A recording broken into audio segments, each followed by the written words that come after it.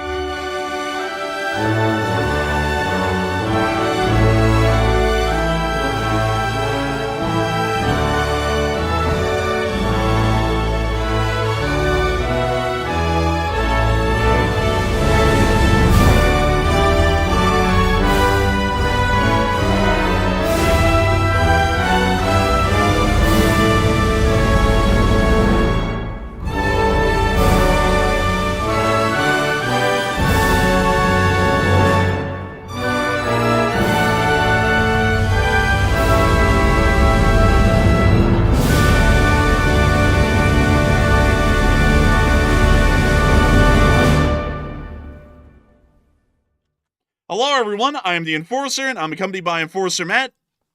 And good evening, folks. It's Enforcer Matt, and welcome back to day 1266 of the War News stream. Today, we've gotten some very big news that Ukraine has launched a blitz on Russian oil sites and forces today. We've also heard that Israel is warning of an Iranian nuclear development, and also a major fire has erupted near the Zaporizhzhia nuclear power plant. And we have very big news, and it's good to see you all once again. And of course, we're going to be covering the past 48 hours of news from around the world, as we've been able to hear significant developments from quite truly every single region, including Eastern Europe, the Middle East, and East Asia, with major news coming out of the Middle East today that the Islamic Republic of Iran is preparing for imminent Israeli attacks, as many government and military officials and analysts have started to state that a future Israeli attack within the coming month is inevitable against the Islamic Republic of Iran, as Israeli government statements were made today stating that 400 kilograms worth of enriched uranium, including some weapons-grade enriched uranium above a purification of 90%, is still at large inside the Islamic Republic of Iran and has not been verified to be destroyed.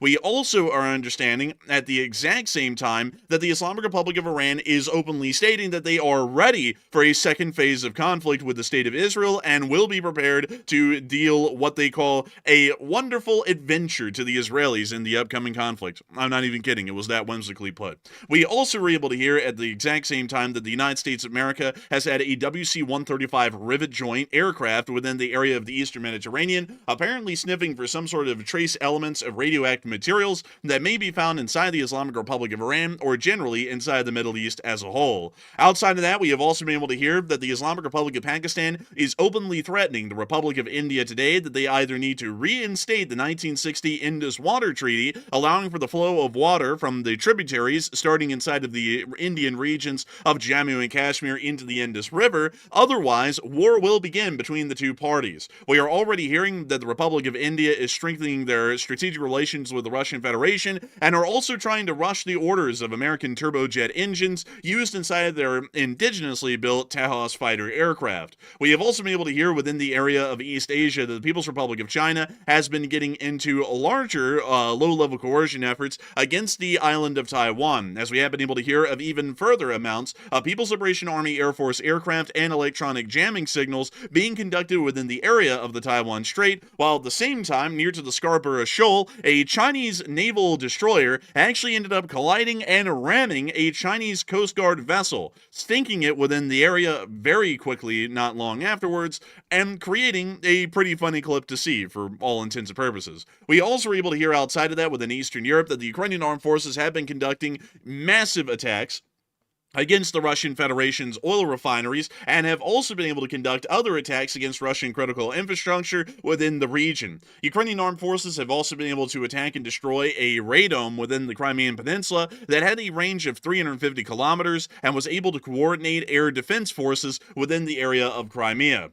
Outside of that, we've also been able to hear that the Ukrainian armed forces have continued to hold their lines in most places, and we have been able to hear that the breakthrough, first reported on Sunday here on stream, has apparently been contained by Ukrainian forces, although the situation is incredibly precarious. Depending on the way the Ukrainian forces are able to manage the situation within the coming days, this breakthrough may become a solidified breakthrough, or may be rapidly crushed and encircled before it can have any further progress at trying to solidify its positions north of the city of Pokrovsk, threatening the major highways at Dobroprilia. We have also been able to hear of other significant news involving the diplomatic actions between the United States and the Russian Federation leading up to the meeting that will be happening here on this upcoming Friday inside of Anchorage, Alaska, but we have absolutely major news from around the globe. And of course, we are going to be getting into each and every single little bit of it with each and every single one of y'all as much as we can tonight. And so moving on into our major news of the day, we have been able to hear that war in the Middle East is going to be returning incredibly soon.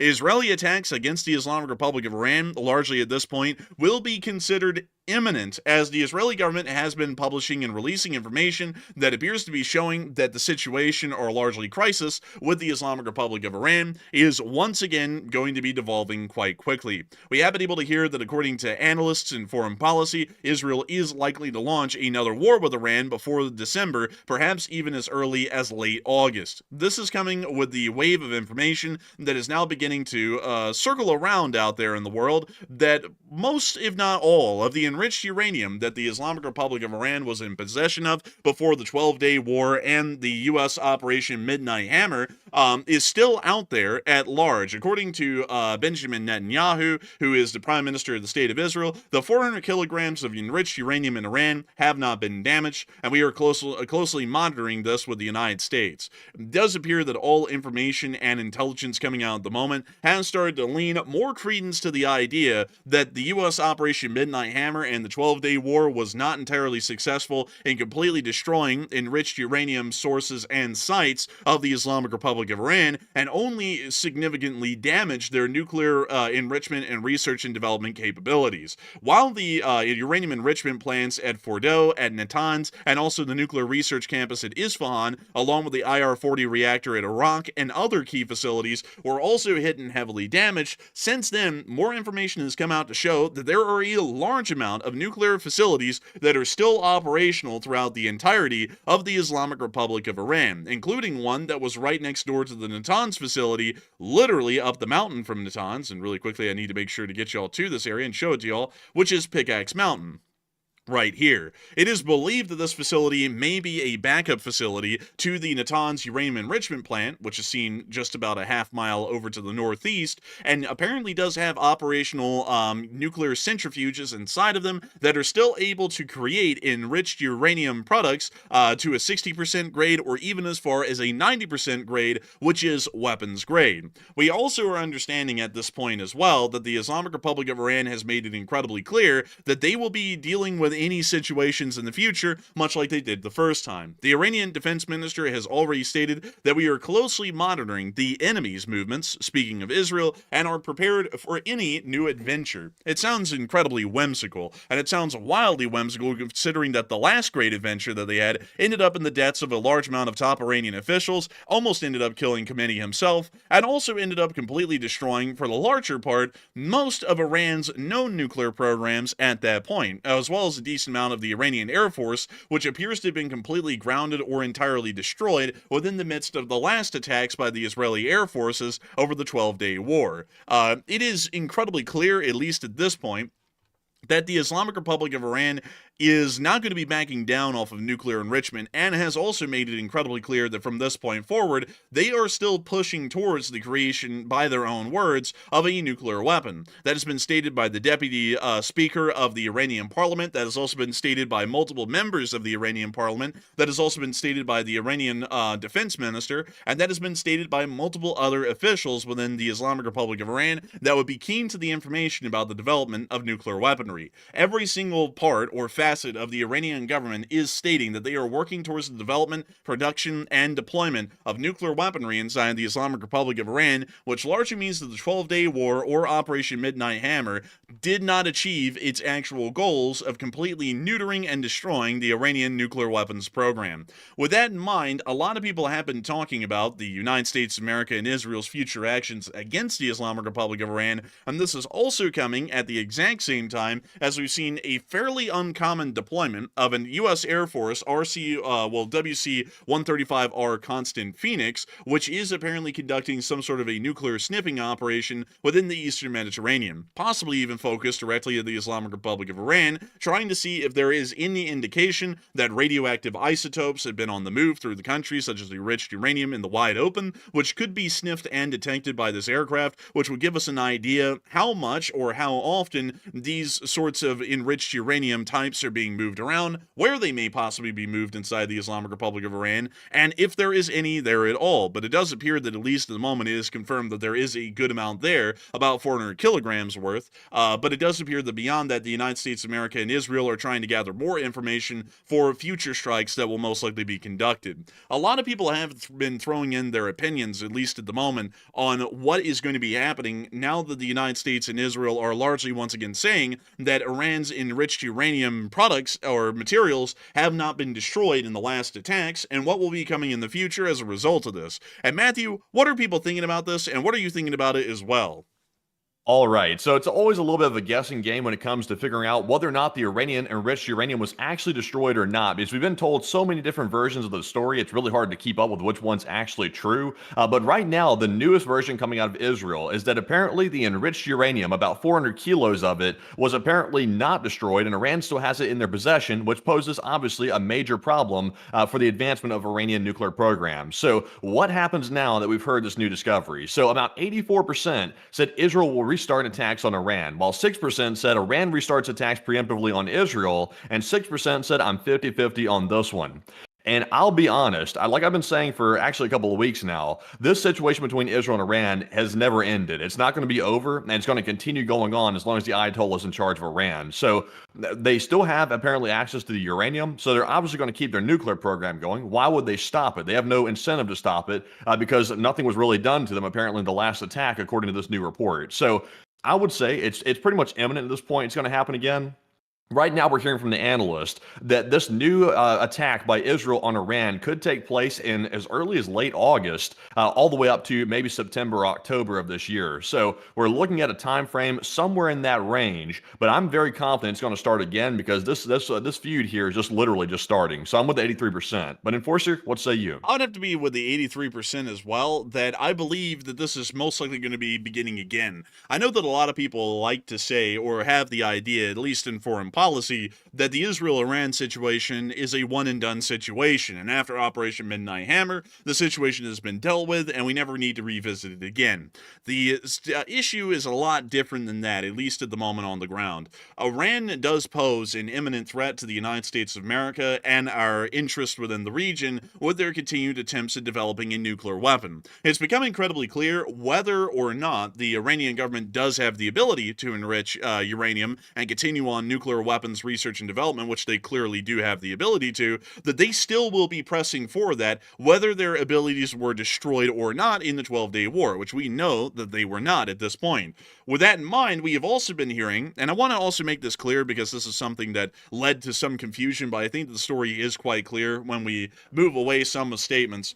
Most everyone in the world, analysts in the United States, the French government, the Israeli government, the British government, most Middle Eastern analysts, pretty much everyone, including the Iranians, except for the President of the United States and the U.S. Secretary of Defense, all said, at least initially, once Operation Midnight Hammer had been conducted, that pretty much all, if not entirely every piece of enriched uranium, every kilogram, was able to survive the strikes and is still intact somewhere inside the Islamic Republic of Iran. The only reason why there is some confusion is because the President of the United States stated that that was not the case, appeared to have put some pressure on some other countries to say otherwise, and for a while they changed the story and stated that there was a decent amount of enriched uranium that was destroyed in the process of the strike, although it does appear that according to every single source we had at the start, except for the President and Secretary of Defense, everyone else on the planet was saying that practically no enriched uranium had been destroyed. And considering that we have to take things at face value, once everyone started to change their story, at least temporarily to say that it was all destroyed and this was the best military operation ever seen in history, then we had to go with the analysis that all of the experts and national statements were going out with, because as far as our news goes, government statements do count for official facts, at least as far as our news coverage is concerned. We really don't have a lot of leeway on saying whether something is true or not, because then we could start to see that clear bias or evident bias starts to play into our news reporting. Nevertheless, it just seems a little bit odd, though. I will say this: I'm not criticizing anybody specific, because right now we're being told two different stories between the United States and Israel. But 400 kilograms, I mean, that's not a small amount of enriched uranium. That's a pretty large amount that Israel's claiming is on the loose.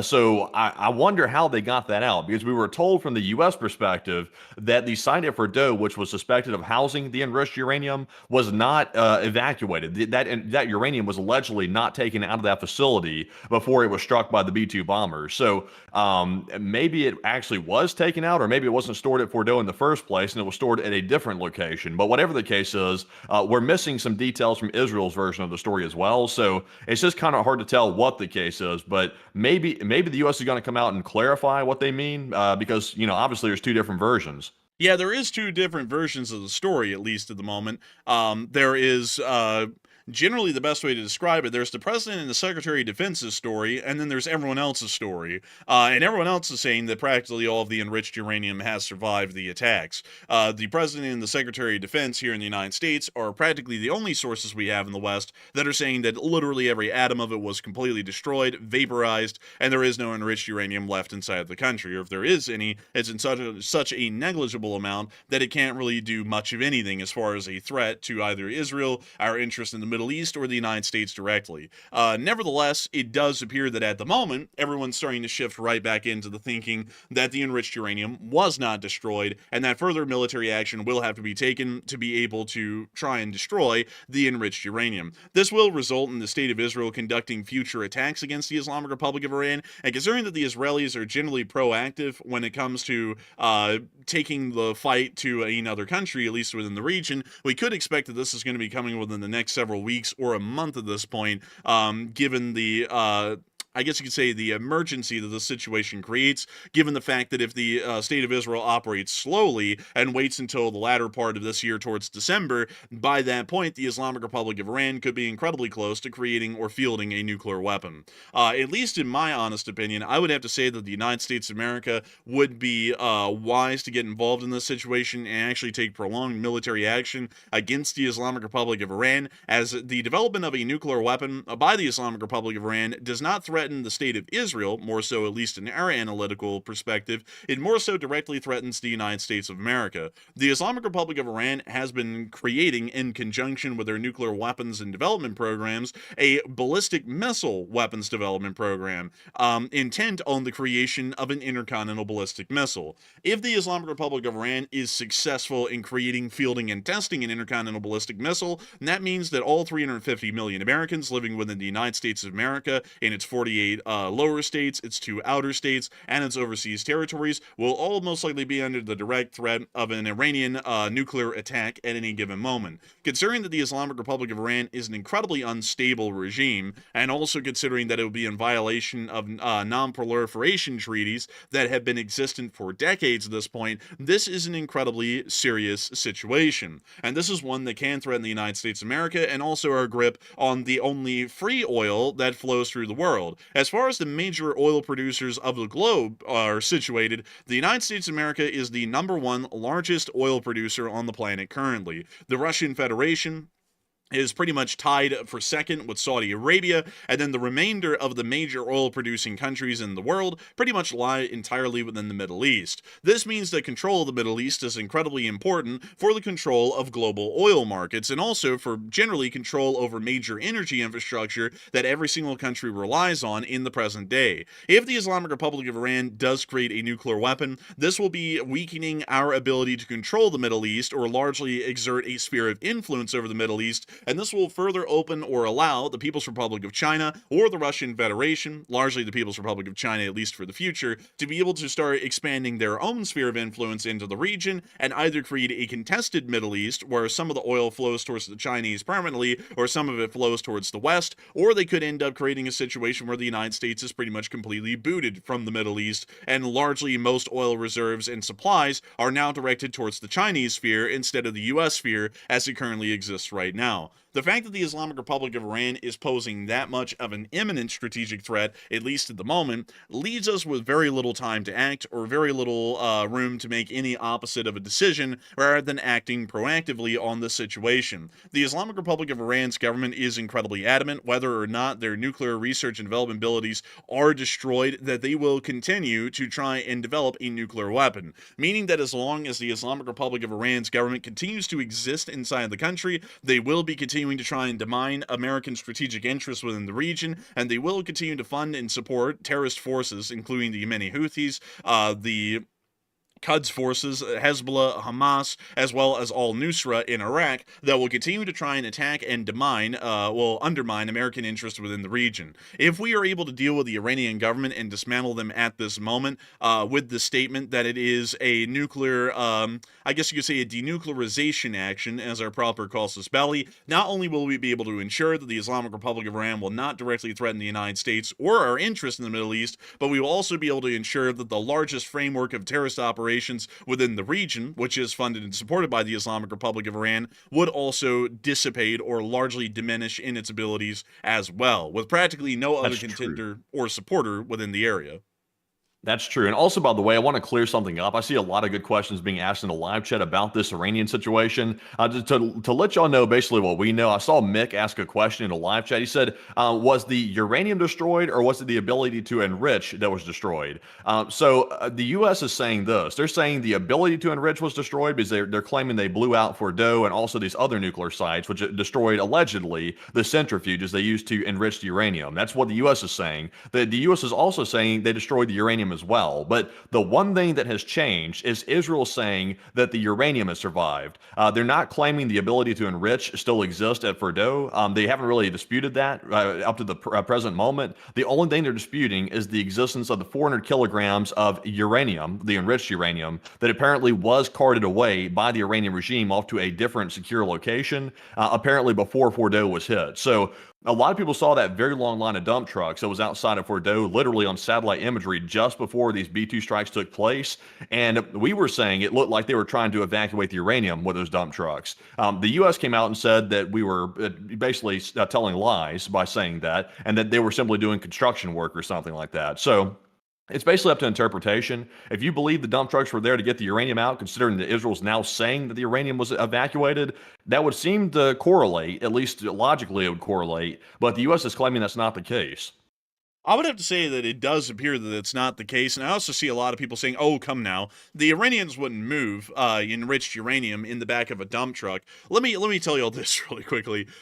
if the Islamic Republic of Iran had the choice of either equipping their workers with proper PPE equipment and taking the time to be able to do that and possibly risking it being destroyed in an airstrike, or telling some people that in the name of the regime, your life will be sacrificed due to being irradiated for the large part, but we will be able to preserve our nuclear weapons research and development programs, they're going to go with the latter rather than the former. I don't know why a lot of people find that to be unlikely, because we do have to remember that a lot of despotic regimes, like the Islamic Republic of Iran, have taken extreme and brutal actions to do far less in the world than what they did if they were trying to save their enriched uranium in that instance. Stalin himself had 1 million people killed, pretty much, in forced labor programs to produce what's known in Russia still as the Highway of Death, as 1 million Gulag workers ended up dying constructing one roadway that was about 1,000 miles long inside the Soviet Union. The Nazi Germans used slave labor extensively, usually in death camps, to be able to produce a wide variety of war materials to be able to keep them going in the conflict.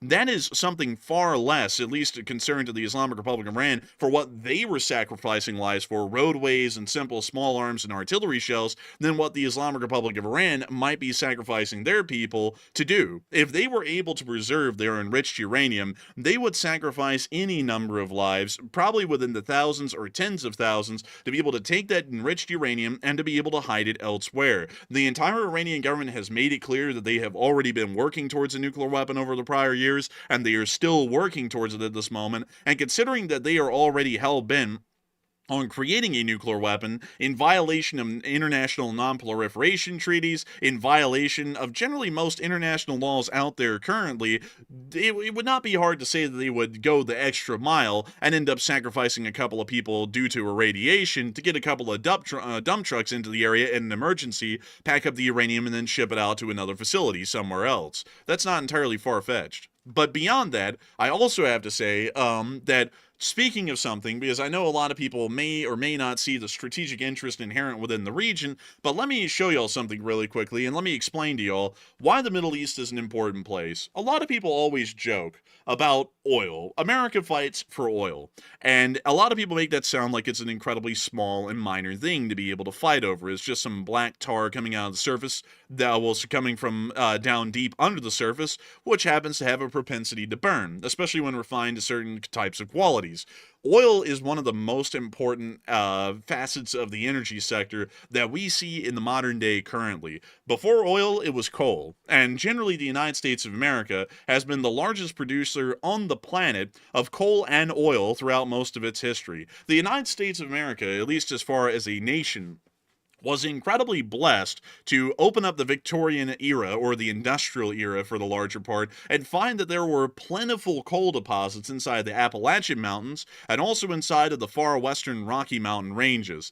Later on, it was also found out that within states like Texas, Oklahoma, and California, there were endless and bountiful amounts of oil. That is generally why the United States of America has been economically prosperous for the past 150 years since the Industrial Revolution began. It's because we have had the largest and most voluminous resources of cheap coal and oil that has been seen in the world. And even still to this day, that rings true. These were the oil producers of 2024, and the Russian Federation and Saudi Arabia combined still produce a good, about a good 1.5 million barrels of oil less per day than the United States of America does. The United States of America on any given day of the week represents nearly a quarter of the world's petroleum production.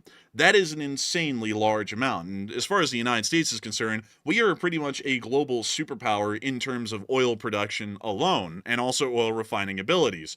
Outside of that, however, we do have to factor in that control of free oil resources, ones that do not lie directly within one sphere or another, are incredibly important. And the Russian Federation clearly lies within the Chinese sphere, along with the People's Republic of China, meaning that on a daily basis, at least in 2024, Russia and the People's Republic of China accounted for about 15.7 million barrels of oil produced per day, still quite short of the United States. But also notice this, Canada which is a clear de facto part of the Western Sphere, also makes up another 6 million barrels per day. Add that on top of the United States, you have 28.7 million barrels of oil per day. We're still beating out the Chinese sphere, at least at that point. And the Chinese sphere does consume oil to an exorbitant degree. So, with that in mind, the United States of America is in a very good position, or generally the Western Sphere is, to be able to support itself and its own oil consumption.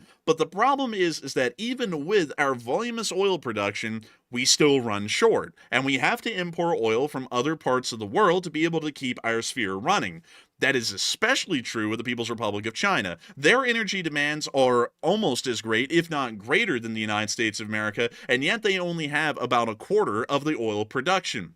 That means that the Middle East is the most important area in the world right now as far as energy resources are concerned. The Middle East is not inherently within the Western Sphere or the Eastern Sphere. And this is something that the Middle East has understood. That's why they created OPEC, which is generally a oil cartel that is able to generally affect or alter the global oil supply market, because they understand that they are positioned within a strategically advantageous area of the world right now as far as resources are concerned. The United States of America generally is, at least at this moment, the one who has the largest, pretty much indomitable sphere of influence within the Middle East right now, meaning that Saudi Arabia's 10.7 million barrels a day, along with Iraq's 4.5, are generally within our ballpark, meaning that we are able to get all of those oils, or millions of barrels of oils per day, imported into Western countries, into Europe, or towards the United States, or any other countries within the Western Sphere. If China and Russia are able to generally see that Iran becomes a nuclearized power, they start to threaten our position within the region. Naturally, this will start to make the United States back off, because we can't be that aggressive, otherwise we can end up getting people nuked within the region. Iran could hold a country like Israel or Saudi Arabia practically hostage on the diplomatic stage with nuclear threats, and pretty much through their demands, the United States has to back off due to fear of these allies being nuked. If that happens, that allows for Iran to create a power vacuum that they're either able to exploit or China is able to exploit. And if China starts to exploit that sphere of influence, or the lack thereof, they will start to be able to get Saudi Arabian, Iraqi, and other nations within the Middle East's oil to start flowing more towards the Chinese and the Russians, as well as the Iranians, more than the other way around. Which means that we start to be put at an energy disadvantage, which is huge. Absolutely huge. They cannot be played down. Oil is important for everything. If we are not able to have a consistent supply of cheap oil or cheap refined fuel products in the United States or the Western world as a whole, I can already tell you what things are going to become more expensive. Everything. Every single thing, from food products to any kind of consumer goods to cars to anything. Because on the de facto level, there is always going to be an inherent cost of transportation in the cost of every single good. If oil prices start to rise, because generally most oil is being diverted towards the East Asian countries, or China is able to start influencing OPEC to be able to start cutting down the supply of oil worldwide and jack up the prices, at least here in the West, that means that there will be an inherent increased cost in transportation, because most, if not all, transportation in the United States is petroleum-based, along with most other Western European countries. That means that the prices go up a little bit because of that. Also, most other items, including the power grid and also in the agricultural sector, farming implements are powered by petroleum or some sort of form of gasoline. That means that the price also rises a little bit extra on every good because of that. Every consumer good has to be transported from across the seas from one of our trading partners, or across the border by rail or by ship. That means that the price also rises just a little bit more. In every single way, they will start to strangle us out if we do not stop the Iranians from getting a nuclear weapon and threatening our sphere of influence in this way. It is crucial and imperative at this point that we try and find a way to stop the Islamic Republic of Iran from creating a nuclear weapon, because not only does it put hundreds of millions of Americans under the nuclear gun in a literal sense, it also puts our standing in the world, at least as energy resources are concerned, under threat as well. But moving on out of that region, we have also been able to hear that there is another more pressing issue, at least going on inside the Islamic Republic of Iran, and this also affects the Islamic Republic of Pakistan as well. The Iranians are running out of water right now. The Iranian president, Pezeshkian, said that we are facing a severe, unimaginable water crisis. If anyone has a solution, they should come forward. Sadly, we have no option but to shut off the water. At this point right now, we are understanding that the Islamic Republic of Iran is shutting down the taps nationwide for several hours at peak consumption times every day because the country is running out of water.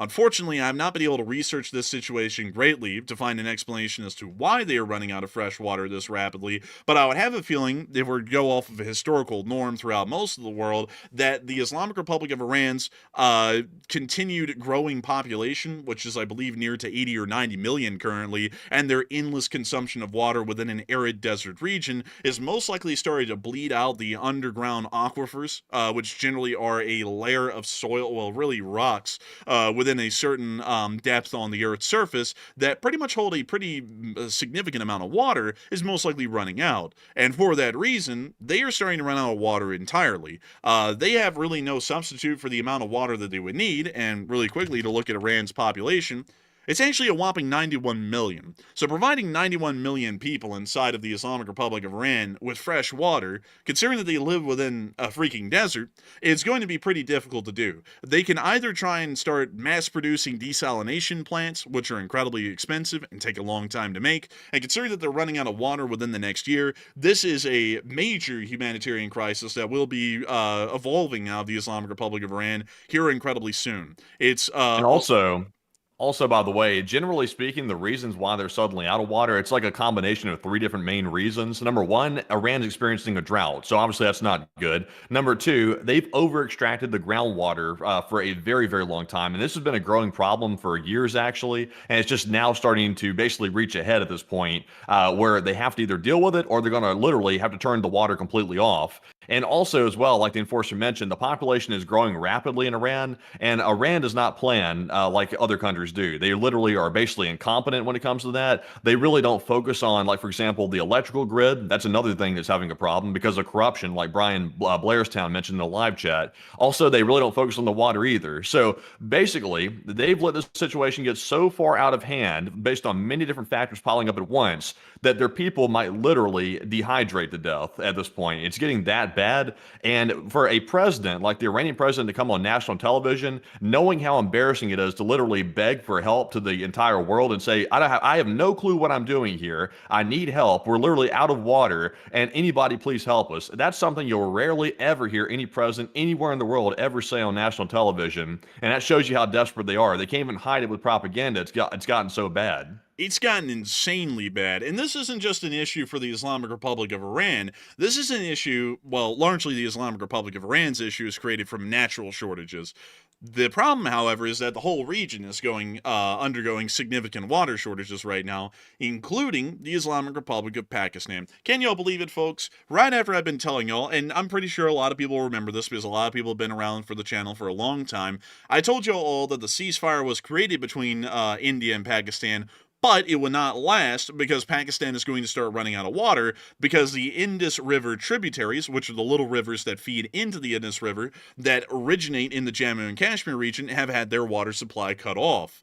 The Prime Minister of Pakistan today has once again threatened that the water supplies must be reopened. I can't play the clip because we're concerned there might be some copyright issues with it, but I also have to clarify that this is an incorrect translation of what he said. The Republic of India has cut off supplies to Pakistan of water since about the earlier part of this year, sometime around April, during the major border conflict that happened between the two parties. India unilaterally left or seceded from the 1960 Indus Water Treaty, which that water treaty laid out that a specific metric amount of water must be passed through Indian dams every single year to be allowed to flow into the tributaries of the Indus and then into the Indus River of Pakistan.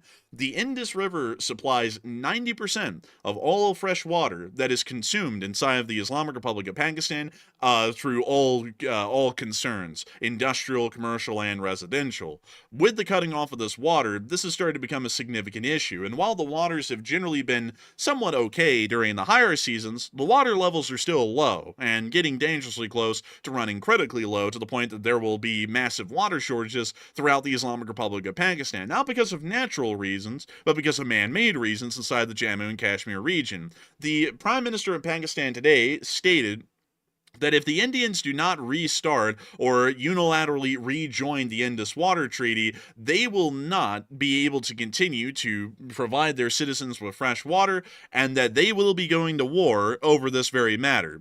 This is something, once again, folks, it didn't take a rocket scientist or an expert to see that this war was going to be coming down the pipe, and it certainly will be if the situation does not change, and if the Republic of India does not rejoin the Indus Water Treaty. The people survive off of water. Everybody knows that. And people die pretty quickly from thirst. It's a much quicker death dying of thirst than it is to die of hunger or some sort of a famine. For that reason, this is a do or die sort of a situation for Pakistan. If they lose 90% of their fresh water, which they certainly will come this fall because that's the dry season within the region, over at least 100 million people will most likely start to die rapidly within those several months. Given that, we already know that war is on the horizon within this region. The Islamic Republic of Pakistan will have to conduct a concerted offensive into the Jammu and Kashmir region to be able to secure and open the dams that are currently holding back endless volumes of water from flowing into Pakistan and providing their citizens with fresh water. We also have been able to hear that India, in the meantime, has been furthering their strategic cooperation with the Russians, and at the same time, while they've been making it incredibly clear they want no strategic relationship with the United States of America, they're trying to speed up their deliveries of US-made F-404 engines for the Tejas Mark 1A, which is seen right here. Oh, isn't that just hilarious? The Republic of India, cutting off hundreds of millions of people from water, probably creating a humanitarian situation on a scale of which has never been seen, won't even be seen in Iran, actually, with 90 million people. The situation in Pakistan will even be worse. And they have the gumption and the gall to tell us that they are not going to have a strategic relationship with the United States of America. And not only that, they're going to become friends with the Russians, because Modi said it himself, Putin is a great friend. And it seems as though there's a little bit of a situation with this one because the jet engines come from the United States. These are General Electric engines. And if they want to get these General Electric engines, I think they're going to have to start improving their relationships with the United States of America. Or I'd actually say, if anyone in the government is listening right now, in the Department of State or in the Office of the President, it might be a good idea to completely halt or stop the sale or delivery of F-404 engines to the Republic of India in the meantime right now, to put them on the hot seat, in a sense, in a figurative way. But beyond that, a lot of people have been talking about Pakistan once again threatening war, and this is the fourth time within about 2 days that the Pakistanis are threatening war over the lack of water or the large rescission of the Indus water treaties by the Republic of India several months ago, and once again the effects are going to be coalescing here incredibly soon within the next 2 or 3 months. Matthew, what are people thinking about that, and what are you thinking about that as well? All right. So oddly enough, the exact same water crisis that Iran is experiencing is almost identical reasons for why Pakistan is also experiencing the exact same problem. They're also over-extracting the groundwater in Pakistan, and they're also facing a drought the exact same way that Iran's facing a drought. But the difference is, though, the Pakistani water situation is getting exacerbated because India keeps cutting off the water over and over and over to the Pakistani people. And of course, the water flows from India and into Pakistan, and that causes a massive problem in the midst of a drought that Pakistan's already suffering from. So that's why this water issue is causing a war to nearly break out again, is because it's that serious. And instead of the Iran situation, Pakistan has India to blame for the situation, and they are certainly blaming them. And for the fourth time in just 48 hours, Pakistan has threatened war against India yet again. So what are your thoughts? About 62% said Pakistan will restart the war soon over the water, while 24% said they really don't have a choice about the war, and 8% said Pakistan will refrain from a new war. And I would say, generally speaking, really, honestly, the Pakistanis don't have a choice because if the Indians are goofy enough to screw with the Pakistani water supply in the midst of a drought, knowing that Pakistan literally just got done whooping their ass in the last war that they just went to, that's not smart from the Indian side. I don't know why they would do that. It seems like they would try to work things out in a diplomatic sense because they know Pakistan's willing to go to war. They just went and got in war, a short while ago. And India didn't come out on the winning side of that. I'll be perfectly honest with you. They kind of came out on the short end of the stick. And now they're going to keep playing around with the Indus River system, which supplies the water to Pakistan, which could literally cause the war to be inevitable at this point. So I'm with the 24%. Pakistan really doesn't have a choice if India doesn't want to cooperate. But Enforcer, what say you? I'd have to say that I'm with the 62%. Pakistan will have to restart the war soon. This isn't a matter of if, it is a matter of when. There really isn't even a lot of a question as to whether this war is going to start or not, because if you are a national leader and you are faced with a situation of letting 100 million people in your country guaranteed die in the fall, or to go to war to try and save their lives through opening up the flow of water within the drier months of the year, you're obviously going to go to war. No one's going to make the passive decision of going, I'm just going to sit back because I have no spine and let 100 million of my people die inside my country because the Indians want to screw with us. No one is ever going to make that kind of decision. India is forcing the Pakistanis to get back into a war with India because they're going to have to get the water. There's no option. And a lot of people say, oh, well, they can just import water. You cannot import water to the amount or demand that would be needed by the people in Pakistan. There's no way in hell. 247 million people, and out of those, at least 200 million of them would have to be supplied with daily fresh water being imported. That's logistically impossible. I don't even think the tanker fleets of oil tankers in the world right now, if they were all converted to water carriers, could even carry that kind of volume of water to Pakistan every day to keep their population alive. The only way to keep the population of Pakistan living is to go and reopen those dams. And so with that in mind, I would generally have to say the war is guaranteed right now. This isn't a matter of if, it's a matter of when, and as a matter of when, it's got to happen before October or November, because by October or November, the Indus River is going to run bone dry by that point. There's going to be no water left. So they will have to go to war. Also, Enforcer, real quick, I don't mean to interrupt, but I do see a question here I want to address before it gets too high up in the live chat. Kevin asked, he said, this might be a dumb question, and it's really not a dumb question. It's actually a good question. He said, can't Pakistan simply explode whatever is diverting the water and get some more water to their territory? They really can't do that because here's the catch. If Pakistan decides to, let's say throw a missile at the dam that's blocking the water from the Indian side, they are going to create a tsunami, a man-made tsunami that comes down that river. It's going to flood everything downriver. So Pakistan can't do that, or they're going to go from dehydrating to literally drowning their own people if they were to do that. So it's not really an option. But Enforcer, what say you about the question? That's actually a good question. A lot of people always ask that question. It's actually a very commonly asked one. Why not just blow up the dam? The problem with blowing up a dam is that there's a large amount of reserve potential, energy potential in the water behind that dam. If you just blow away even a little sliver at the top of the dam and that water starts to flow over, the force is extreme and it will erode away the entirety of the dam or collapse it rapidly, and you'll be pretty much left with, like Matthew said, a giant tsunami. And these tsunamis are not small businesses. It's not the kind of ones even as small, well, as large as the one that we saw at Kamchatka from the 8.8 earthquake. These are larger. These, like for example, at the Johnstown flood in the United States, with a dam or reservoir even far smaller than the ones in Jammu and Kashmir, created a 60-foot tall wave that was traveling at around 60 miles an hour at its peak, the entire length that it traveled down the valley to the town of Johnstown. It literally wiped the town entirely out and killed 3,000 people within about a couple of minutes. So it's impossible to be able to blow up those dams without creating a situation even worse than having no water. Because if they have no water, they're dying of thirst. If you blast away the dams, they're going to die in a flash flood that will kill them all. It's literally a tsunami, and there's no way to escape the thing because it's going 60 miles an hour. So unless if you're on a flat open road in a plane, which is highly unlikely within those areas of Pakistan, there's no way you can even get up to a speed of 60 miles per hour to be able to escape the wave. It'll just consume you and kill you. So that's generally the problem. It's a very delicate situation situation. And if the Indians really wanted to screw the Pakistanis over, the Pakistanis could start a war, begin advancing up to the dams, and once they're about to get to the dams, the Indians could just detonate some charges, obliterate the dams, and then create the same situation all over again. But the general idea or thesis would be that the Indians would not do that because that would clearly be a crime against humanity. And so the Pakistanis would hopefully be able to secure the dams and then reopen the flow of water. But that's actually a good question. That generally is the answer. Doing something like that would create as catastrophic of a situation as doing nothing.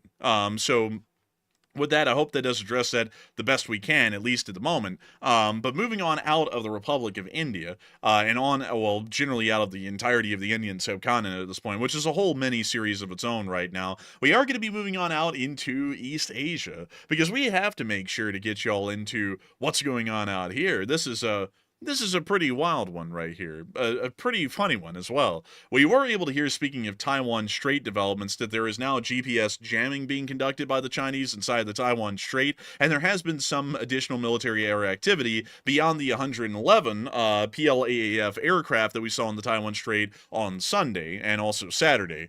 We have also been able to hear, down near the area of the Scarborough Shoal, something that I can only describe as absolutely fantastic. Some of y'all will know of the PLAN, the People's Liberation Army Navy, and the PLAN is a fairly significant force within the area. People's Liberation Army Navy. There we go. Let me go get one of these ships for y'all. Oh, you can already see the articles right there, but we're about to be getting to that here in a second. But let me go and get y'all one of their modern ships, like this Type 52 right here. This is one of China's more modern destroyers, and these things are just the cat's meow. They're fast, they're sleek, and they're pretty survivable, they say. But then we have to show y'all something else, because it's a tale of two ships, much like the old saying goes, and we have to make sure to show y'all one of the Chinese Coast Guard vessels.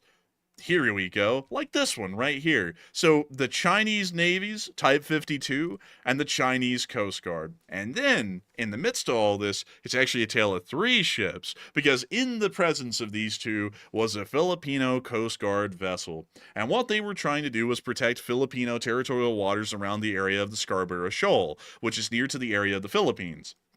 Now, in the midst of this, the People's Republic of China, they get pretty heated about defending their quote-unquote naval interest or maritime interest around the Scarborough Shoal. So what they usually do is that they end up ramming or bumping into Filipino Coast Guard vessels and have from time to time wounded some Coast Guard service members of the Philippines and have sank a vessel from time to time conducting these ramming maneuvers.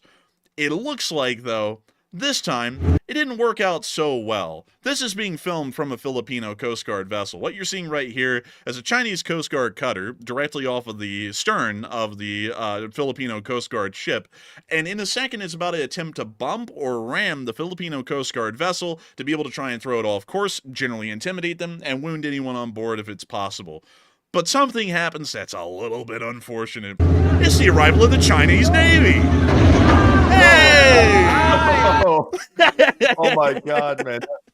This video right here is honestly crazy. I had to watch this video like 5 or 6 times in a row yesterday to like get this through my head. Like you were focused on the vessel, literally the Coast Guard vessel, literally tailing super close, dangerously close to the Philippine vessel. But to see this like Kool-Aid man come out of the middle of nowhere off to the left, this was insane. Man, literally the ship went, oh yeah, this rammed right into. Look at this. Oh my God. Crazy. Oh my God. What was even the plan? Like that was the part I was trying to figure out was what was even the plan? It's like the destroyer saw the Coast Guard vessel literally tailing right on the ass end of the Philippine vessel. So the destroyer said, let's cut straight across the bow. It's like, that seems like a terrible idea, but they went straight for it, full speed ahead. I don't even know what the plan was. Bro, this Chinese destroyer came in like, Mr. President, get down! Jeez. Oh my God, it is hilarious, honestly, because what's even better is that the damage to the Coast Guard ship, the cutter, was so severe. Like here, really quickly, let me just show you all the picture. The entire bow telescoped, or was just cut clean off. I can't really tell which. It most likely was cut clean off, considering the fact. Well, actually, let me go look at this clip again, because there's a difference in between being cut off and telescoping, and I think this might have telescoped, because if you look here really quick, The destroyer actually cut in front of it, and then the Coast Guard vessel kind of ran into the side. So I think the best technical description of what happened to the bow of the destroyer is that it more so telescoped than was cut off. Because we can't see that the bow of the Chinese destroyer really like cut through the bow, so it more so telescoped. So that's what we're seeing right here, is that the bow has literally crunched in on itself from the force of ramming into the destroyer. And the Philippine Coast Guard here, which filmed this, is probably getting a damn good laugh watching this ship just foundering at sea now, as the crew is having to abandon ship. They're taking a victory lap right now. Look at that, like that Temu metal right there, that Chinesium. That thing did not hold up well against that destroyer. I wish we could have seen the damage done to the front of the destroyer, because honestly, it looked like the destroyer just cut through it like a butter knife. But this Coast Guard ship, though, it got crumpled like a tin can. Man, this thing absolutely just imploded from the impact. But what we can tell happened, at least from here, and what happened in the last clip, is that the Coast Guard vessel ran into the side of the destroyer, and the bow literally, Matthew, just caved in on itself, crunched up like a little piece of tin foil because of the force of it. So what this did, technically, is telescope, which is where the bow pretty much bends inwards on itself and then just does that like an accordion. So that's what you're seeing right there. But the ship is going down rapidly. It's taking on water, and it won't last for that much longer beyond this clip.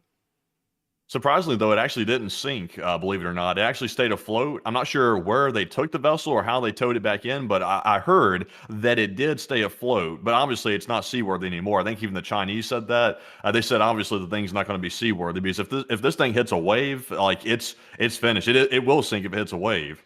Man, I'll be honest with you. It is absolutely hilarious. Also, by the way, Terry Butterfield said, didn't you see the video of the Philippine ship offering aid and assistance? And they did. To the Philippine ship's credit, after they got harassed and literally put in danger by the Chinese vessels, they had enough, I guess you could say, integrity to turn around like they did here. They got on the radio and offered to even help the people on the Chinese vessel, even after being harassed. So that shows you who's on the good side and who isn't. Also, really quickly, let me show you all this. But here we are. Here's the ship once again. You can see, actually, hold up. Let's see. So, correction, everyone. Apparently, it has not sank. Matthew is correct in that. Because I thought this picture was showing it rapidly going down. It appears that it was still colliding with the destroyer at this point, and was more so being flung off. But it did take a heavy list during that point, but apparently did not sink. Still, an absolutely hilarious situation. And I would like to say that this does once again show off the Looney Tunes type character of the Chinese Navy, and it is once again showing us that the ideas of Mao Zedong's glorious revolution are still alive. The glorious revolution of how badly can we run a Navy and a Coast Guard? And the answer is even worse. But moving on out of that little bit of news right there inside of the Scarborough Shoal, which is actually about up here more so than down here, we are going to be moving on out of East Asia and on back and up towards Ukraine, because we have a load of news that came out of Ukraine and Russia today. A lot of it. And so before we move on into that, though, I do want to make sure that we talk a little bit more about that whole Chinese Coast Guard situation, because it was a thing for the books for the best part. And Matthew, what are people thinking about it, and what are you thinking about it as well? All right, so after we saw what happened to that Coast Guard ship, it literally got crumpled like a tin can. What do you think China's going to do in response to this? Will they stop harassing vessels since they learned their lesson and literally destroyed their own ship? Or are they going to ramp it up? What are they going to do? So 75% said no, China will continue the harassment anyway, even after destroying their own vessel, trying to do that, while 11% said China will probably actually escalate to get revenge for their own ship getting destroyed, and 11% said China will learn a lesson and stop harassing vessels in the South China Sea. And one thing you can count on is China's not going to stop whatsoever. China churns out ships like no tomorrow. And also, they're not built, maybe, at least in my opinion, they don't seem like they're built very well, but, that's up for debate. I would say, generally speaking, most things China builds is not built very, very fine whatsoever. I would say the U.S. has them beat on quality, but not quantity. But I would say they're definitely going to continue doing this. In fact, they'll probably continue exactly what they're doing, probably not change it whatsoever, just because their own ship got wrecked by their destroyer. So I guess we got to see here a durability test of the Chinese vessels, and the Coast Guard vessel did not hold up. But Enforcer, what say you? I have to say that I think the harassment will continue. Regardless of the incident today, the People's Republic of China and the Chinese Communist Party have an inherent interest in securing the nine-dotted line inside the South China Sea, which means that they will be continuing this harassment against the Philippines in furtherance of that foreign policy objective. So while this was a major international embarrassment for the Chinese and was absolutely hilarious, they will not be stopping their efforts at harassing the Filipino Coast Guard, the Filipino Navy, Filipino fishermen, or the fishermen, Coast Guard, and Navy of any of the surrounding countries that are also within the area of the South China Sea and the Scarborough Shoal. So, with that in mind, I hope that does address that the best I can. And also, before we move on into that Eastern European news, which we have huge amounts of, Matthew, really quickly, I understand that we actually have a couple of questions from the chat, and what do we got?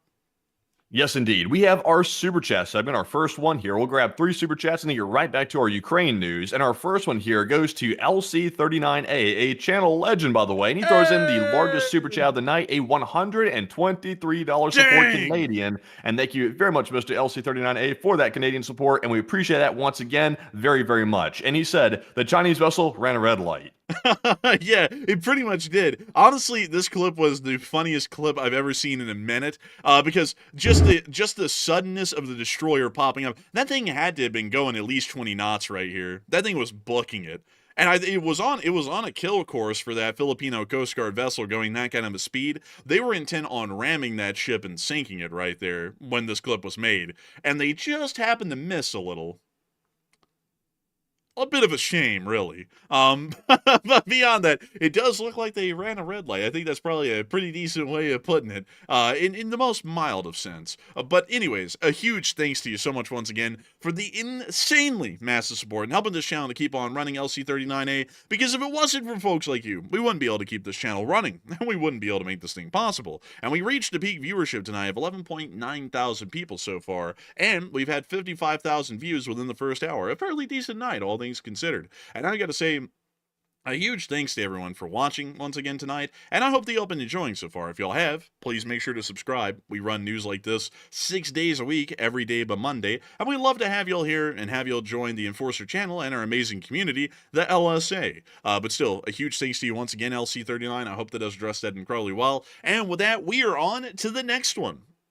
And our second Super Chat goes to Rick Galenchin, our viewer from Canada as well, who throws in a $50 donation. And thank you, Rick, as well, for also helping to keep the channel running, and we do appreciate that very, very much. And it just happens to be our 2 top donors of the night happen to be Canadian, so we appreciate that Canadian support very much. And Rick said, thanks for all the hard work, and coffee and donuts on me, and please take one from the live chat. Hey, and a huge thanks to you for the support, Rick Galitchin, and thank you for enjoying the show. Thank you for enjoying all of our hard work as well. We try our best. I hope tonight's still a very good show, because it was a huge news day, all things considered. And I gotta say, folks, it is pretty crazy to see, because, funnily enough, tonight is a lower night, at least for viewership, than most other nights. But what is even crazier about it is that it still almost got up to 12,000 live viewers. And, Matthew, I know you'll remember the day, because we were here together back in the day when we were reaching average viewers on a nightly basis of 5.5 of the peak, and that was pretty big back then. And now we reached 12,000,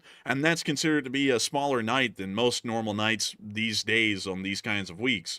But I gotta say that it's a really amazing thing to know that folks like you, Rick Galitchin, have been here with this channel and supporting it and enjoying our show and our news coverage, as the channel has been slowly growing over the years, to be from about 3,000 live viewers a night to 5 to 7, and now normally it's well over 10,000 live viewers on most any given night. And so a huge thanks to you so much once again, and we will make sure to use that for coffee and donuts. I've got to have a good coffee, and I've got to have a decent donut here and there. I haven't had a lot lately, actually, but recently, I did have a fudge brownie, and that thing was absolutely sublime. I loved it. It was a very delicious one, and I'm going to have to get Matthew one of those here soon, because it was good. It was insanely good. But beyond that, we will make sure to get a live chat in your honor, Rick. So, Matthew, what do we got? All right, so this live chat question here in honor of Rick's super chat, this one goes to JL, who said, how come no one talks about the danger that the uranium could be used for dirty bombs that Iran was able to smuggle away? Generally, that is a threat, but the thing is that usually, as far as the kind of dirty bomb threat exists, that was such a insanely large concern after the collapse of the Soviet Union, and also during the weapons of mass destruction era with the invasion of Iraq in 2003, that most U.S. ports of entry have scanners that can detect radioactive isotopes that could be used in the development of a dirty bomb.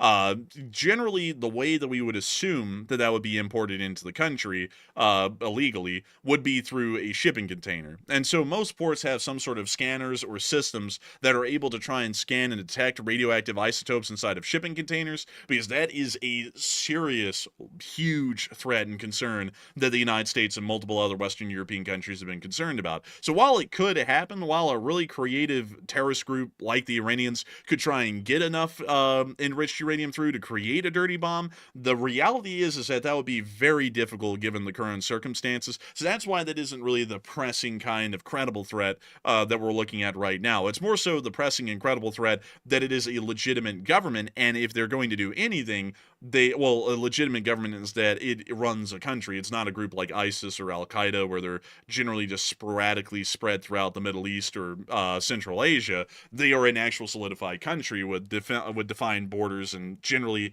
a revenue system to work off of. So the fear is that they will use their governmental system and their national system to be able to continue to fund and refine and research real usable nuclear weapons instead of a weapon like a dirty bomb. Because in the reality of things, what would be better for Iran? Blowing up a dirty bomb and then getting invaded and getting their whole government wiped out and killed? I mean, Khomeini at that point would certainly be executed like Saddam. The U.S. would make sure of it. Or have a nuclear weapon that serves as a deterrent that ensures that no one will ever invade your country because you can just nuke them in return. Or you can nuke a surrounding ally of theirs, which pretty much will hold them hostage and stop the United States from invading you. So they generally will go with the latter rather than the former, because the latter provides them deterrence and in that form permanent security, while the former generally gives them a little haha we got you, and then we go over there and we get all of them. So I hope that does address that the best I can, at least in my opinion, Rick Glitchin, and that generally would be the best explanations as to why the dirty bomb is not as big or prevalent as a threat and analysis as the nuclear weapon, an actual formal nuclear weapon would be. So a big thanks to you so much once again, Rick. I hope that does address that incredibly well. And with that, we are on to the last question of this segment, and then we're going to be getting right back on into the news. All right, and this third and last one here goes to Jack Ray. You put in a $51 donation, and thank you, Jack, as well, very much for that support, and also being a longtime channel legend as well, and a longtime channel viewer. And Jack said, everything is going according to plan. And of course, the bow was supposed to fall off, LOL, and the plan is People's Liberation Army Navy. And I thank you for support, Jack Ray, and also really good on you for knowing what the PLAN stands for, the People's Liberation Army Navy. Which sounds really stupid because it's not an army, but it's a People's Liberation Army Navy. That's really stupid in everything that China does because everything is the army. That's a really complicated sort of a naming convention thing that they have going on. I'm not even going to explain it because it actually takes a minute to explain why that's the case. But pretty much the PLA is the Department of Defense, which makes it even dumber because when you think about it, we don't sit here and call the U.S. Army the Department of Defense Army, or the Department of Defense Navy, or the Department of Defense Air Force. We don't call them that. But in China they do, because the People's Liberation Army technically isn't the army, it's their version of the Ministry of Defense. So everything is called the army. So what is stupid, folks, is that the actual Chinese army, the Communist Chinese army, is called, in English, the People's Liberation Army Army. You say army twice, because the People's Liberation Army does not mean army. It's just the thing. So every other thing has to be specified. So the People's Liberation Army Army, the People's Liberation Army Navy, the People's Liberation Army Navy Marine Corps, that gets two, because apparently it just being called the People's Liberation Army Marine Corps wasn't good enough because it's the Department of the Navy, so they had to make it the People's Liberation Army Navy Marine Corps. It is the PLANMC. It's incredibly complicated. And then the People's Liberation Army Air Force, and then the People's Liberation Army Strategic Support Forces, the PLASSF, and then the People's Liberation Army Rocket Forces, the PLARF. It's just an insanely complicated naming convention that they have going on. But beyond that, the bow is not designed to fall off. The front's not supposed to fall off. I know a lot of y'all had to have seen that clip. Haven't you seen it, Matthew? It's that meme of that Australian guy. He's like, well, the front fell off the ship. And he's like, well, ships Oh, aren't yeah, designed yeah. for the front to fall off. Man, I've seen like, bro, the Chinese are back at home, and they're like, the bow fell off. And the captain's like, well, the bow didn't fall off. It just caved in. The front's not designed to fall off. And he's like, they're like, man, we need to beat this guy or put him in the gulag. But beyond that, I do thank you massively for the support, Jack Ray, and helping this channel to keep on running. Because if it wasn't for folks like you, we wouldn't be able to keep this channel running. We wouldn't be able to make this thing possible. And we wouldn't be able to mog on and make fun of the People's Liberation Army Navy and the Chinese Coast Guard, which isn't a part of the People's Liberation Army. Also, by the way, I forgot to mention that there is a paramilitary force of the People's Liberation Army that is called the People's Armed Police. And basically what that is the militia. And I also forgot to mention that that's actually the National Police Force of China, is the militia for the large part. So, a little bit scary, honestly, when you think of it that way. Like, very, very scary, I'd actually say. But beyond that, I hope that does address that incredibly well, Jack Ray. A huge thanks to you once again for support and helping this channel to keep running, because if it was not for folks like you, we would not be able to keep this channel running, make this thing possible, and keep covering news day in and day out. And of course, folks, it is time for us to move on to the second segment of the stream, which is where we get to talk about the remainder of the news. And so moving on into the rest of that news, we have gotten a lot out of Ukraine. The Ukrainian armed forces have conducted a significant attack against Russian strategic infrastructure inside the region recently, and we were able to see that once again reached far into the country to Yabeluga. That's when you see, Yelabuga. I always call it Yabeluga. I don't know why, but it's Yelabuga. But nevertheless, we were able to see a Ukrainian drone attack ended up hitting a facility within this area. Look, it's a drone blade. Oh, it sounds like it's turbocharged this time. Man, that thing's Damn, coming that on thing's in. going fast. Yeah, but like, bro, that guy's like, my God. Honestly, seriously, I think they've sped those things up somehow, like put better motors on them or something. That's fast. Man, they gave that thing the juice to be able to get a little bit quicker. And what they actually did, though, I can tell you what they did, is that they cut the wings down to be a little bit shorter, which technically makes them slightly faster. And I would know that because I watched something about the Reno air crash. Actually, let me pull that one up off air to make sure that we don't get any graphic pictures of that. The Reno air crash at the air race. Let me see if I can get y'all a picture of the P-51 involved in this crash. Hopefully. Dang, let me go see if I can get the Wikipedia on this so that way we can get. Here we go. So this is the Galloping Ghost, and the reason why I would say this, I don't really know a lot about airfoils and how they work, but this aircraft, the Galloping Ghost, actually created one of the deadliest air crashes or air show crashes in U.S. history. It resulted in the deaths of about 51 people because the guy who actually flew the Galloping Ghost, Jimmy Leeward, he actually cut the wings down on his P-51 a little bit to increase the speed, well beyond the design specifications for a P-51, and as a result of this, the plane went so fast that the elevators started to shimmy in flight. When you start going fast enough, apparently the airfoil over the elevators will lead to your trim tabs and elevators pretty much just flapping out of control, and as a result of that, the trim tabs actually broke, and they flipped upwards into pretty much the vertical position to make the plane pretty much go in a giant loop.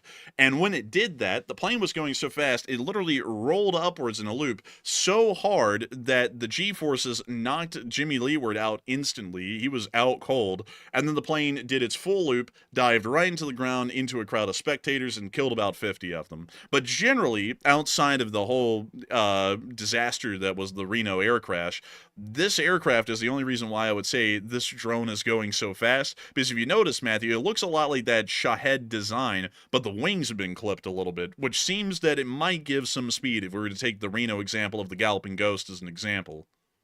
Yeah, it could be it. But yeah, it does resemble a Shahed very closely. You could get confused thinking it was a Russian drone if you weren't careful. Yeah, it's a pretty interesting thing, but I guess the Ukrainians are clipping the wings on their Shahed-style drones to give it a little bit of extra speed. But moving on out of that, we also were able to hear that a refinery further on down near Samara was also hit today by a Ukrainian drone attack as well, which we were able to see the pictures of right there across the Volga.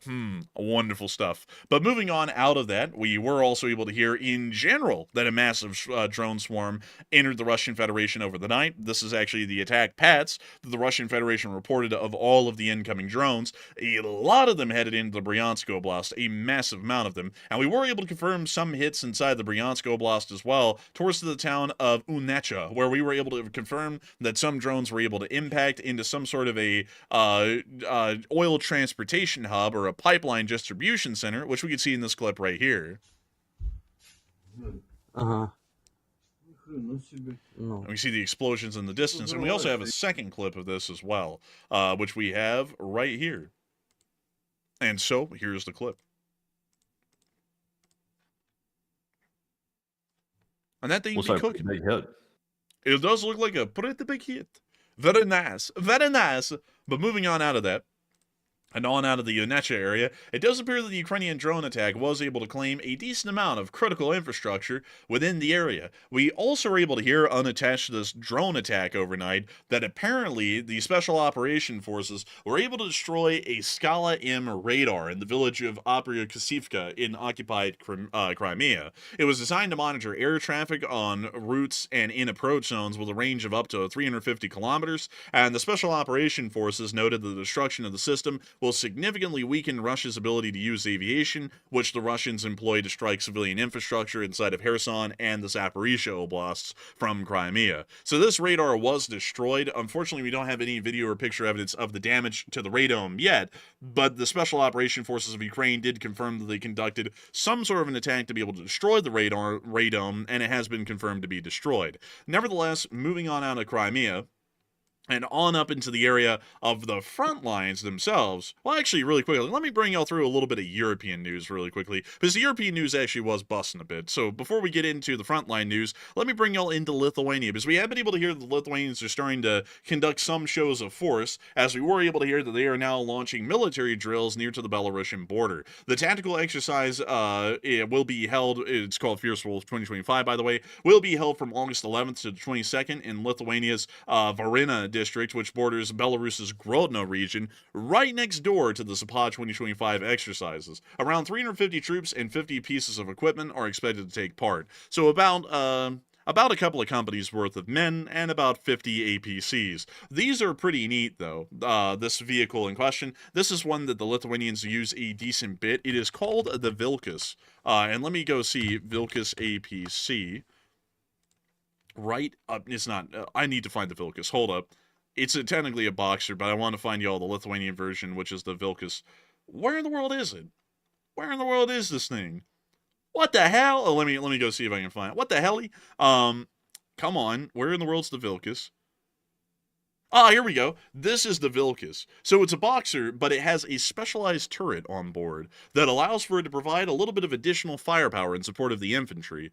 So it kind of is bordering the line between an armored personnel carrier and an infantry fighting vehicle in a sense. But they are pretty neat, and a specific variant of the Boxer that is endemic to Lithuania only, at least for now. Some other countries might buy it, some Baltic states may, and we do know that the Polish have considered purchasing some Vilkas in the past, but for now, Lithuania is the only country that operates this specific variant of the Boxer, so pretty neat overall. But moving on from that, and on out of that area, we also have been able to hear that Europe has been arming itself up a pretty good deal, at least recently.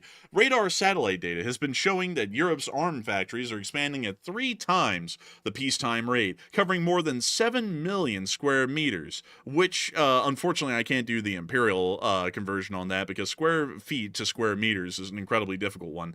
Since Russia's 2022 invasion, the European Union has subsidized about 500 million euros in the ASAP program to accelerate shell, missile, and explosives production, with ammunition capacity set to rise from 300,000 shells per year to 2 million shells annually by the end of this year. So it looks like Europe is actually taking the rearmament side of things incredibly seriously at this point. Major players, of course, include Rheinmetall, which is one of the larger producers of weapons inside of Germany, BAE Systems, a fairly major British manufacturer, MBDA, which I believe is a French manufacturer, Namo, which I think is Finnish, and Kongsberg, unfortunately I do not know the origin of that company, are building new facilities and roads with some shell output expected to multiply more than tenfold. So in general, Europe is getting ready to put a whipping down on the Russians if they need to here soon. We have also been able to hear, in the meantime, that the Russian Federation, or Российской Federacji, has laid out some more demands, or at least some perceived demands, right now at the moment. Here are the demands by Putin. And also, they made the picture look as scheming as possible. But nevertheless, the demands are the withdrawal of the armed forces of Ukraine from the Donetsk region, the withdrawal of the Russian Federation from the Sumy, Dnipropetrovsk, and Kharkiv regions, while maintaining the front line in other directions, except for the Donbass, Ukraine's commitment to not ever join NATO, the demilitarization of Ukraine, and constitutional reform regarding the federal system.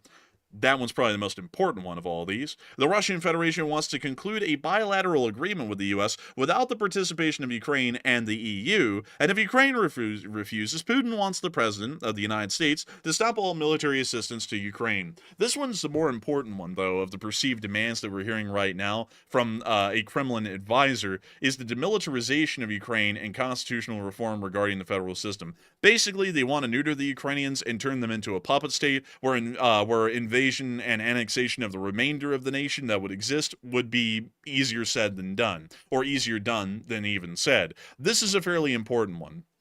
And this is one that seems to be a bit of a major issue. Outside of that, we have also been able to hear that Alexander Dugin, who is honestly one of my least favorite guys in Russia, because he's full of himself, has published a post, and this is a post. When a chicken's head is cut off, it keeps running. When a country, society, or industry loses its idea, its meaning, they keep doing everything as before, but not quite the same. The Soviet Union during the Perestroika period was also such a headless run. There was still the all-powerful Politburo, the Communist Party, the Strategic Triad, and full control over vast territories, including Kazakhstan, Ukraine, Georgia, Azerbaijan, Armenia, the Baltics. Everything under control, but no head. The KGB existed, but there was no head. So basically, no head. The last years of the Russian Empire were also like that. There was a czar, but no brain, and I think something similar is approaching us. So in short, What the hell does that mean? Is he saying that Russia, is he criticizing Putin basically, or am I misinterpreting that? I think he is, actually, because this is inwardly looking, but basically what Dugin said is, there's no head. I would tend to agree with that actually, but that seems like a very dangerous statement because the only way I can really interpret that, at least personally, is it sounds like he's saying that Putin is losing his grip on control and that sooner or later Russia's going to be headless basically because they don't have a leader with any vision behind them. So, I mean, that's kind of crazy because Dugin's actually pretty close to Putin's circle actually. So for him to say that, that's kind of wild. Yeah, it is pretty wild, considering that he is the guy who pretty much created the Ruski Mir concept, which means Russian world, which is the Russians' equivalent of Lebensraum and autarky that would have been laid out under Hitler in the beginning of Nazi Germany. This is actually a pretty crazy sort of a thing. Like, this is actually kind of wild, really, that he'd say that, considering he's pretty much the creator and founder of the ideology that Putin operates Russia with, at least from what we know. So, a little bit wild. But I would have to say that basically what Dugin's trying to tell all of y'all, because it was said so many times, is that there is no head. So I know that this will be much to the shame of many, because many people thought, oh, the Russians have head. No, they have no head. Sadly, Man, they haven't had a head for a long time. They haven't had any head for a long time actually, because it's kind of weird that, for example, Putin keeps adding more and more demands on his negotiations to try to get Ukraine to surrender. It seems like the strategy is this. And also, by the way, if y'all haven't heard, the State Department spokesperson has stated that Friday's meeting in Alaska is not a negotiation, but they didn't specify exactly what the objective of the meeting was. So it's sort of up to speculation what you think the meeting is. Personally, me, it sounds like it's a photo op, and it sounds like the State Department is kind of saying that without saying it directly.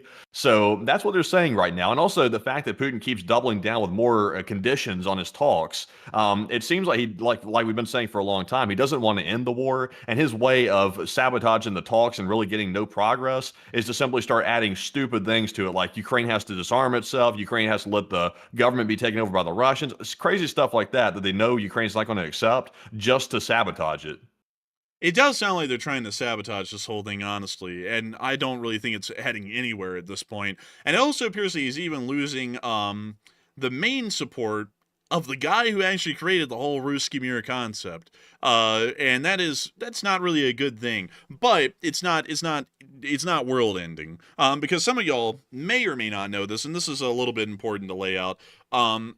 Hitler wasn't the creator, and this is kind of an example of how dictatorships can survive even when the creator of their ideology that they're working off of kind of falls out of favor. Hitler was not the creator of Nazist or fascist ideology. Generally, it was more so an evolution that happened over decades, but the actual founder of the Nazi party in Germany was not Hitler. It was another guy. I forgot his name at the moment. But Hitler was such a good orator. That guy, who came up with pretty much all of the speaking points for the Nazi party, pretty much gave over the Nazi party to Hitler for Hitler to become the sole leader of. And then he pretty much faded into obscurity. He was somewhat critical of what Hitler turned it into, but he kept his head low because he knew he was going to get killed if he, was a little too outspoken. But he ended up dying of a heart attack, I believe, just a year before Hitler became chancellor in Germany, or a year after. It was right around that time. But generally, you can see that someone like Alexander Dugin, who created the Ruski Mir or Russian world concept that Putin pretty much operates off of, the same as the Nazi party worked off of Mein Kampf,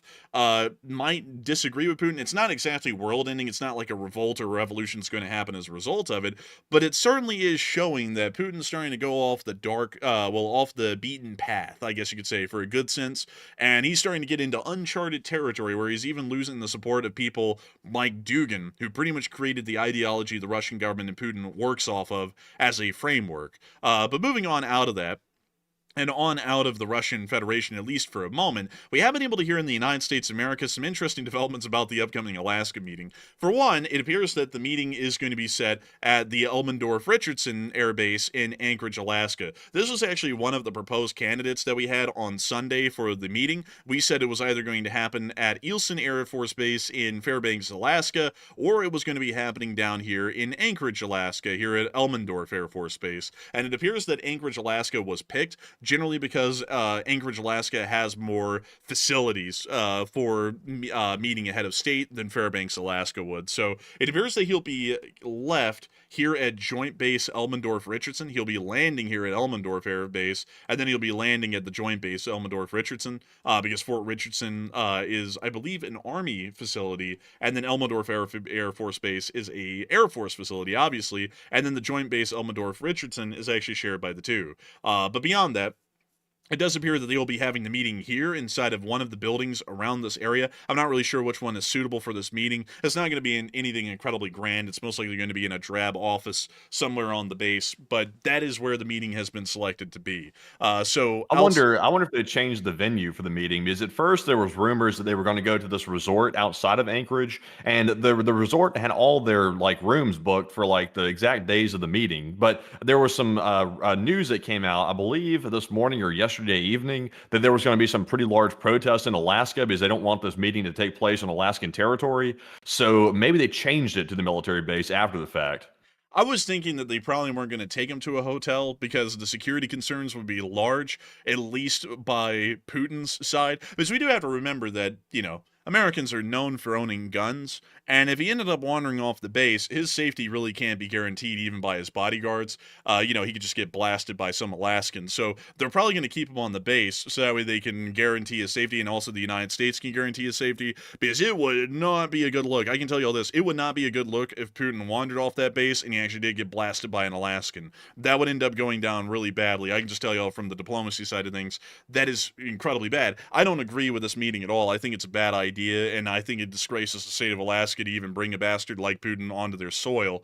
But at the same time, if it's going to happen, we don't want him to get shot here. That would be a terrible thing to happen. So he will most likely be staying on the base because that's a secure facility, a secure area, and they can guarantee his safety while he's on the perimeter of the base. If he goes out of that, though, he could get, he just get blasted, so they're not going to be taking him to no hotel. I can promise you that. He'll be staying on the Air Force base, or he might actually sleep in the plane if they don't have any facilities that are suitable for him to stay in a building inside of Elmendorf. And he'll probably choose to stay on the plane because if it lasts long enough that that's the case, he'll probably want to make sure that he's not bugged. Because if he goes into a room provided in the base, there's a decent chance that the CIA might have bugged it to be able to listen into him, which would be a concern from his security team. So they most likely have him sleep on board the Russian Air Force One, which I believe is an Ilyushin 96. So I highly doubt that he's going to be spending the night on the base. It's probably going to be a fly in, fly out type thing the same day. I would be very, very doubtful that he spends the night there. Yeah, I'm doubting that he'll spend the night there. He's mostly going to fly in, meet for a couple hours, board the plane, fly back, and sleep on the plane on the way back. That would be the most likely outcome of this. But if he does end up staying the night, which is a high unlikelihood, he will be most likely sleeping in the Aleutian. So with that, we will be moving on from that news of where the meeting is actually going to be happening now, and it does appear to be happening entirely on the base. And we were able to hear in the meantime that a U.S. investigation has found evidence that Russia is at least partly behind the breach of the federal court filing system, which holds sensitive U.S. court records. All U.S. court records are generally sensitive, including national security case files. Yippee. Sources say the hack may be part of a years-long effort. And that's coming out right before the Russians are supposed to come here. Aren't they great people? But beyond that, we also were able to hear that apparently this isn't even a negotiation that's happening in Alaska. This is crazy. This is absolutely crazy. So Andy, this clip is good for us to show, right? No, we don't have the rights for that one. Ah, dang it. So beyond that, the spokesperson said that this is not a negotiation that's coming up. So apparently they're not even going to be talking about how they end the war in Anchorage anymore. They're just meeting to have a picture, apparently. So yeah, that is what it is. But we'll just be moving on from that. There's no reason to talk about it even further. We're just going to wait till Friday and see what happens then. But moving on from that, and outside of that news, it's time for us to get on into the Ukrainian front lines. And before I go over it front to front, I do want to make sure to address a pressing topic that has come out of the Pokrovsk front, which is the Mirnograd breakthrough. The Mirnograd breakthrough has been going on for about 4 days now, and the Russian Federation was able to make significant ground in this breakthrough. Really quickly, to show y'all exactly what the breakthrough is looking like, I'm actually going to be referencing the Deep State UA map. Big shout out to them for tabulating accurate frontline information throughout the entirety of the war, day by day. And they also recently updated it to show Russian main lines, both operating inside of occupied territory and near to the border regions, considering that that's become an incredibly important target for Ukraine to hit. Beyond that, however, this is what has been dubbed, at least by me, the Mirnograd breakthrough, because the breakthrough originated just north of the city of Mirnograd, which is a suburb of the city of Pokrovsk. To quickly show y'all what this has looked like over the past few days since the breakthrough occurred, the breakthrough started on the 8th, which is very close to the Sunday that we were on last. This is where we started to cover the breakthrough, was about right here. And this is where it's at right now. Right now, the Russians are threatening the small villages of Zloty Kolodies and Vesely, and currently are actually moving so far north that they're starting to threaten the town of Dobropilia, which was considered to be another defensive garrison or bulwark of the Ukrainians if Pokrovsk fell, but right now they're not that far away from it, just a couple of miles out. From what we have generally been able to hear, this was a Russian dismounted foot infantry advance, apparently not supported by any armored personnel carriers or tanks, and following the valley's floor for the larger part within this area. To show you all that really quickly, to give you a little bit of a better battlefield breakdown, at least from what I could do right now, you can actually see, and let me make sure that I line this up accurately and find the villages. So, let's see, Mirnograd is here, this is here, and we need to find Novosibirsk. Okay, so here we go. So, right now, they have advanced up this little valley right here. These two. And these roads actually follow down the middle of these valleys, while the peak is somewhere in between the two roads. Generally, this provides them a little bit of cover from direct fire if they were to ever undergo it, but it's not an incredibly large advance, apparently, from what we heard. Basically, the only reason they made this kind of a breakthrough is apparently this part of the front was hardly even manned by several infantry companies. So the Russians engaged them, broke through in a very small area, and it appears that the defensive line completely collapsed or something along those lines, and then the Russians just started walking as far as they could. At this moment right now, we have been able to hear the Ukrainian armed forces have confirmed that the offense is contained, but this is also a precarious situation. Containment does not mean that this is now fixed, it's over, and they're going to get pushed back. It really depends on what the next few days will look like. Right now, the Russian Federation actually could see that these small infantry companies that have advanced and well overextended at this point could be in threat of encirclement if the Ukrainians start to advance around Ivanivka and Pankivka to try and close off this Russian rear line area. If they do that, the small Russian infantry companies at Zloty Kolodies and Vesely could actually be completely surrounded. and then destroyed in detail. However, we don't really know if the Ukrainians are planning on doing that, if they're planning on just creating a defensive perimeter around this area, or if they're planning on cutting them off and then destroying them in detail. We don't really know that yet. And depending on if they make the decision or not, this could start to change a lot. If they don't make that decision, the Russians are certainly going to reinforce this area, and they're also going to start expanding it further on out to create a solidified front and also supply line structure that'll be able to work in the rear line to support the troops that are in this area, meaning that this breakthrough will become solidified. If the Ukrainians act quickly, they will be able to crush it, and that generally means that the front line will look like it did several days ago, which looks something like this. So that is generally the situation we're seeing right now, but I want to make it clear, because we always like to make the analysis as unbiased as we can. At this moment right now, this could go either way. The Russians could either exploit this breakthrough, or the Ukrainians could crush it before it turns into something. Hopefully the Ukrainians will crush it before it turns into something significant. But moving on from that and into the clips that we were able to get from this area, we were already able to see that the Spartan unit was able to wipe out a Russian platoon that was involved in this advance in this clip right here. But before I get into this clip any further, or while we watch the clip, a lot of people have been talking about their thoughts on this offensive so far. And Matthew, what are people thinking about it, and what are you thinking about it as well? All right. So obviously, this big advance near Pokrovsk has a lot of people concerned, and rightfully so. I'm not going to sugarcoat it. It is quite serious. It's not a light thing to take, lightly whatsoever. But Ukraine now claims they've contained the breach. And what are your thoughts about the Ukrainian claims? So 44% said it sounds accurate. Ukraine probably did contain it, while 31% said we need reliable sources first, and 12% said it sounds false. It's still very sketchy. And based on what we've heard so far, Ukraine has dispatched some of their best reinforcing units to the area to get a grip on this advance by the Russians. I would personally not characterize this as a breakthrough, and also the ISW did not characterize it as a breakthrough either. And I would generally defer to their analysis. They're very on point with their frontline analysis. So it looks like to me, Ukraine was very quick in responding to it, but there were some very concerning statements by some Ukrainian soldiers that are top leadership that said that maybe the situation was not being reported accurately to Zelensky, and that's why there was a blind spot on the front lines that was basically, honestly, it was kind of incompetence, to be perfectly honest, that led to that situation in the front line. So I would say that they're containing it, but it's still a precarious situation. Like, there's no sugarcoating about it. If Russia's able to put more men into these two areas they've currently jumped through, then they might be able to push through even the reinforcements the Ukrainians have put there, because the Ukrainians are already on the back foot. And once you get on the back foot, it's hard to get these forces pushed back out. So I would say Ukraine probably has it under control for now, but if the Russians smell weakness and they throw a meat grinder at it, it could change rapidly. So we're keeping an eye on that one. But Enforcer, what say you? I would generally have to say that it does sound like Ukraine has contained it for now, but generally what a lot of people are wanting to hear, and this is why I'm saying it could go either way, is that the Ukrainians have not only contained it, but they've completely destroyed the advance. And that is a little bit tougher to say than one would think. The Russians right now are generally at an advantage. The Ukrainians have contained them, but they haven't crushed and repelled this offensive and pushed it back to its original lines. That means that the Russians take advantage of this, and if we were to take this correct, they have an entire motorized rifle brigade somewhere in the area, the 132nd Separate Motorized Rifle Brigade. If we were to assume that they were at 50% manpower, that means that they have available to them maybe about 4,000 or 3,000 troops based off of how a Russian infantry brigade is set up.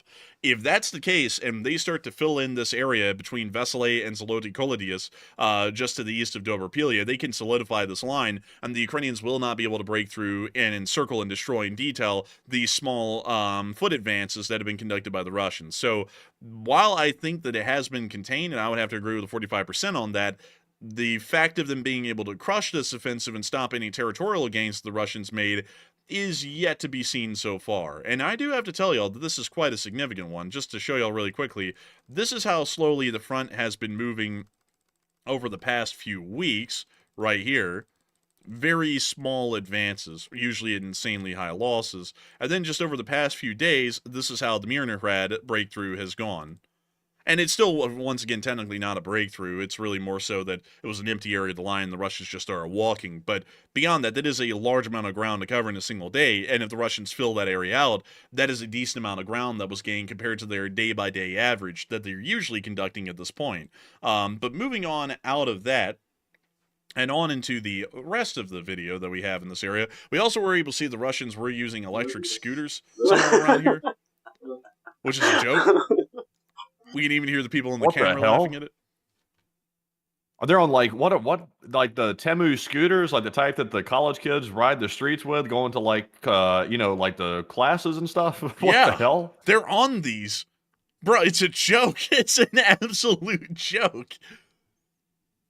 That is crazy, honestly. They went from dirt bikes, which was like somewhat iffy, to like city scooters. That's just wild. Man, I bet you those things are going to handle rough terrain great. But outside of that, that's what we have right now on the Mir breakthrough.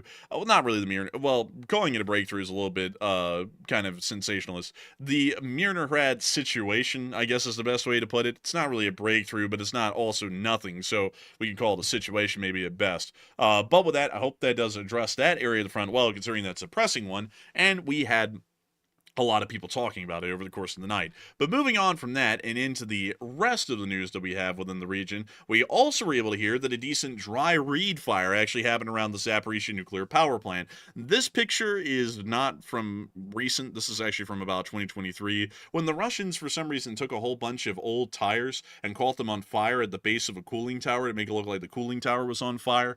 But beyond that, though, these two pictures at the top and also the bottom left are from today. And these are of a dry reed fire that started to happen around the Zaporizhzhia nuclear power plant. And a lot of people have been talking about the complete incompetence of the Russians in maintaining this power plant and how badly things have been going here. And Matthew, what have people been thinking about it, and what are you thinking about it as well?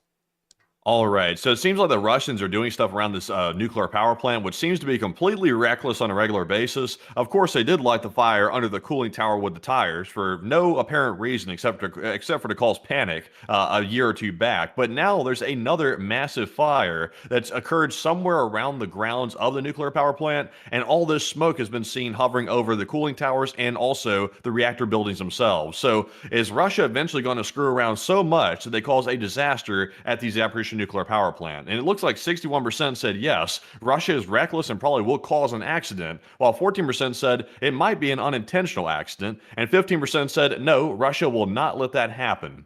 And so far, Russia has shown no regard for safety whatsoever at the nuclear power plant. And even though it would be terrible for Russia if this plant blew up or caused a meltdown or something of that effect, the Russians don't seem to care about that. They store military equipment inside the reactor halls. They also obviously start fires right there on the grounds of the power plant, and they also don't put out fires quickly that are erupting around the plant either. So the Russians don't care whatsoever. And it's a nuclear plant, so you think they would care, but it's the Russians. They really don't, and they're reckless. So I'm with a 62%. But Enforcer, what say you? I'd have to be with the 62% as well. They are wildly reckless and pretty much playing with fire literally at this point. But moving on from that and on into the rest of the frontline news that we were able to get, we were able to see some pretty interesting clips of the Ukrainians shooting down a drone with a minigun. Never really seen this before, but take a look. I mean, that's some pretty crazy stuff. I mean, that's nuts, actually. That is nuts. That's pretty cool. But moving on from that, we also were able to hear Zelensky's statements today about his situation in the negotiations. Zelensky did state that they will not withdraw from the Donbass. Generally, that would just open up the Russians for a third war. And we also were able to hear additional words from Zelensky. And these are statements generally paraphrased directly from Zelensky. The president of the United States really wants to end this war, just like Ukraine. 3 meetings are needed, 2 bilateral and 1 trilateral. Ukraine also insists on Europe's participation in the negotiations. In one day, Russia loses 968 people, of whom 531 are killed. Ukraine loses 340 people, of whom 18 are killed. Putin always speaks with ultimatums, but he does not have the strength against Trump to communicate with him through ultimatums. Putin needs a photo from the meeting with the president. Conversations without Ukraine will not be perceived as a fact. I'm not going to surrender my country because I have no rights to do so, and the question is not that I'm hiding behind the Constitution. The state is what? Private property. 30% of Donetsk region is what? My private property. Donbass for the Russians is a springboard for a future new offensive. If the defense forces leave Donbass voluntarily or under pressure, a third war will begin. The military will not leave the Donbass because these are illegally occupied territories of Ukraine. Moving on out of that, we also were able to hear additional news from inside of the Russian Federation, actually from the location unknowns, where we were able to see a picture of a porcupine. This is a Ukrainian Humvee that has been modified to the extreme to try and protect against FPV drones. Does it work? I don't know. But is it crazy looking? Yes, it's absolutely insane. Moving on from that, we also were able to hear that apparently, according to the Ukrainian Special Service, the SBU, they said that the Operation Spiderweb was delayed by an entire month because the Russian truck drivers were binge drinking. A little bit of an interesting fact to know. Outside of that, we also were able to hear the Russian casualty report as well. And the casualty report was quite nice because look, one they got a Bobcat bobcat right there. Very nice. I love to see it. Man, won the Bobcat bleed. But beyond that, Miss DC, keeper of the record, stated that troop losses and average drops below 1,000. Other categories are below the averages, except for tanks and APCs. And a correction of +5 APCs is correct, but the actual total is 23,119. Actually, I think it's, let's see.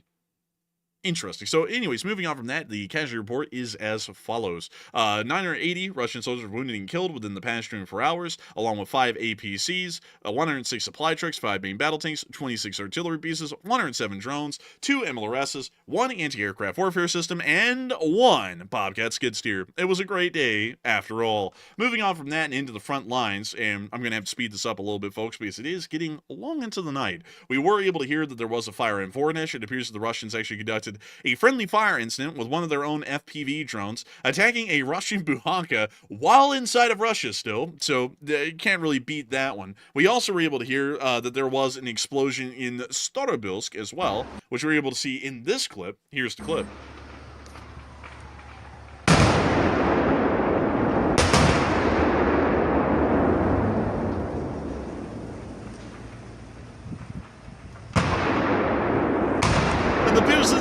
Toasting blade. Oh, blade.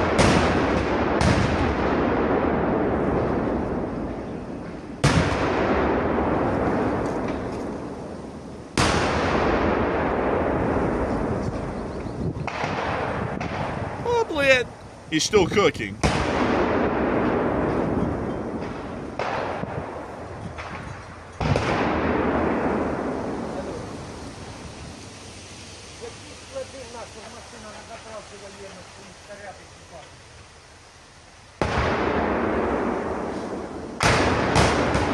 That truck is spicy, to say the least.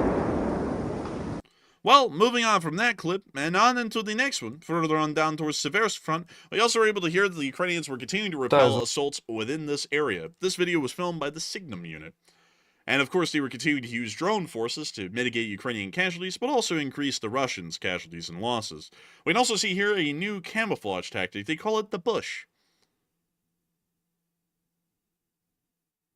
Honestly, that's not a bad idea. Just like get a bunch of twigs and shrubs and throw them on your tank or your armored personnel carrier. Not a bad idea.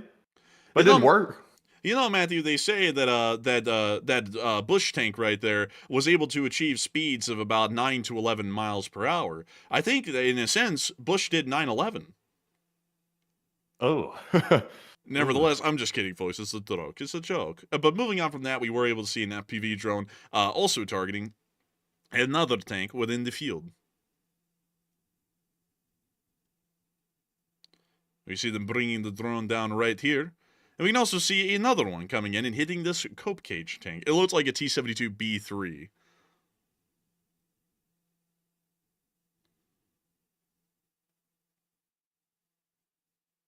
And we see here another FPV drone coming on in. Also, Elkisser said they tried to pull a War Thunder tactic into the field. Yeah, actually, in War Thunder, that's a pretty common tactic to literally cover the whole tank with bushes. And it looks like it didn't really work too well because once the bush starts moving, everyone kind of gets an idea it's not really a bush anymore, you know? I think they kind of failed in the whole aspect of if you make it look like a bush, it's not supposed to move, you know? Yeah, I've never really seen one that moves. It's not like it's a tumbleweed or something, so, you know. It's not good for that. Also, it burns very well. I mean, look how much kindling that added to the whole thing. Man, look, it's another one. Also, I saw someone say, I'm freaking blocked. No, you're not, because I see you in the chat, so I think you might be mistaken there.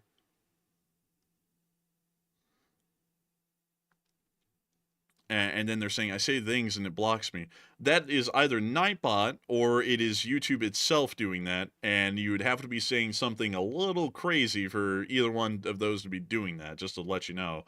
because Nightbot and YouTube automatically censor things that are pretty extreme. So just putting that out there. We're not censoring you. It's most likely YouTube. But moving on from that, that is the footage of the Ukrainians repelling the assault in the Seversk area today. And moving on from that and down towards Solidar, we also were able to see the 30th Mechanized Brigade also targeting and destroying Russian logistics within this area. Russian logistics seems to be a thing of the past these days. I don't see any logic. I don't see any sticks here either. But oh, look, he went down like a gopher right there. Uh-oh. Man, I don't think they have the logic or the gist of this thing. I don't think they have any of it. Look at how the inside of that thing looks. I've never really seen like a dashboard of one of these things. That was very clear. That thing's been ripped to shreds on the inside of the poor old Buhanka. Dude, I don't think that thing's ripped to shreds. I think that's how it's built. That is terrible looking. Man, they build it with that like rugged, you know how they like wear out those jeans before people buy them and stuff like that. And they're like, oh, look at these like worn out jeans. They've got holes and stuff in them. The Russians do that with their trucks. Bruh, that is terrible looking. But they did hit it, and they cooked it. Man, and that thing is smoking. Smoking like brisket.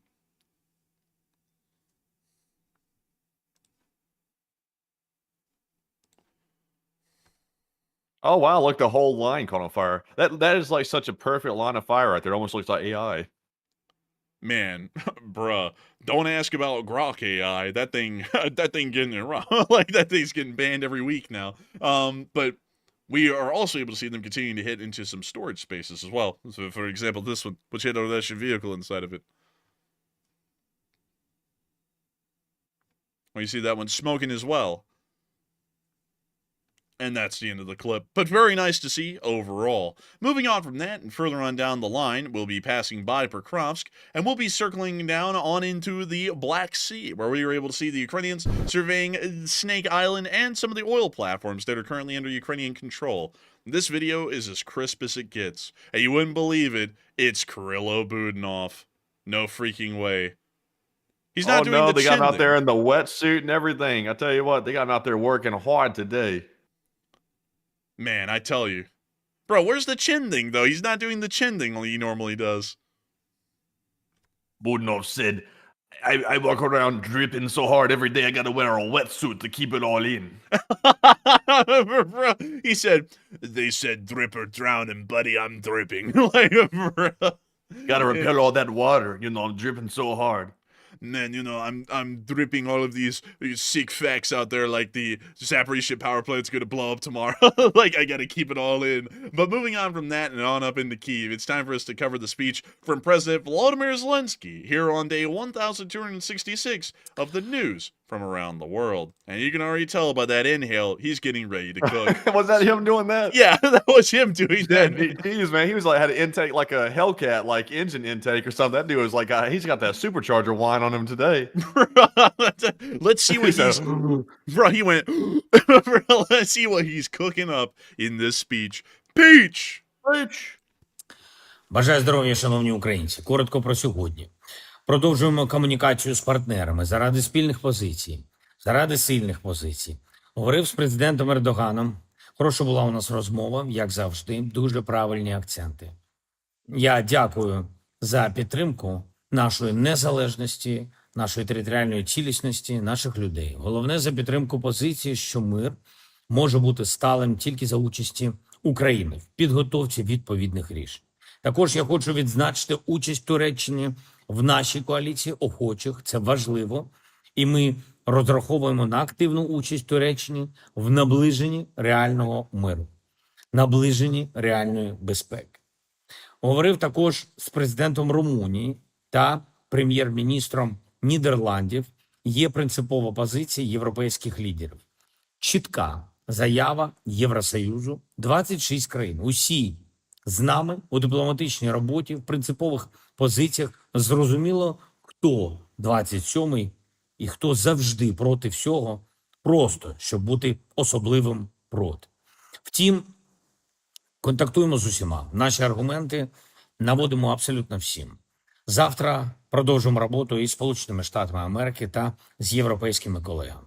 Говорив сьогодні також з еміром Катару. Я подякував за допомогу у звільненні наших дітей, які були викрадені Росією. Надзвичайні посередницькі зусилля. Сотні дітей вдалося вже повернути. Поінформував про усі наші розмови з партнерами, про можливі кроки. Провів сьогодні також нараду з нашою дипломатичною командою, Офіс і Міністерство закордонних справ. Ми готуємо певні кроки, щоб додатково мобілізувати партнерів. Хочу окремо відзначити наші домовленості з Нідерландами. Це один з лідерів підтримки для України в Європі. І ми готуємо ще речі, які посилять нас. Зокрема, це стосується дронів. Були сьогодні доповіді наших військових, фронт, особливо Добропілля, Покровський напрямок.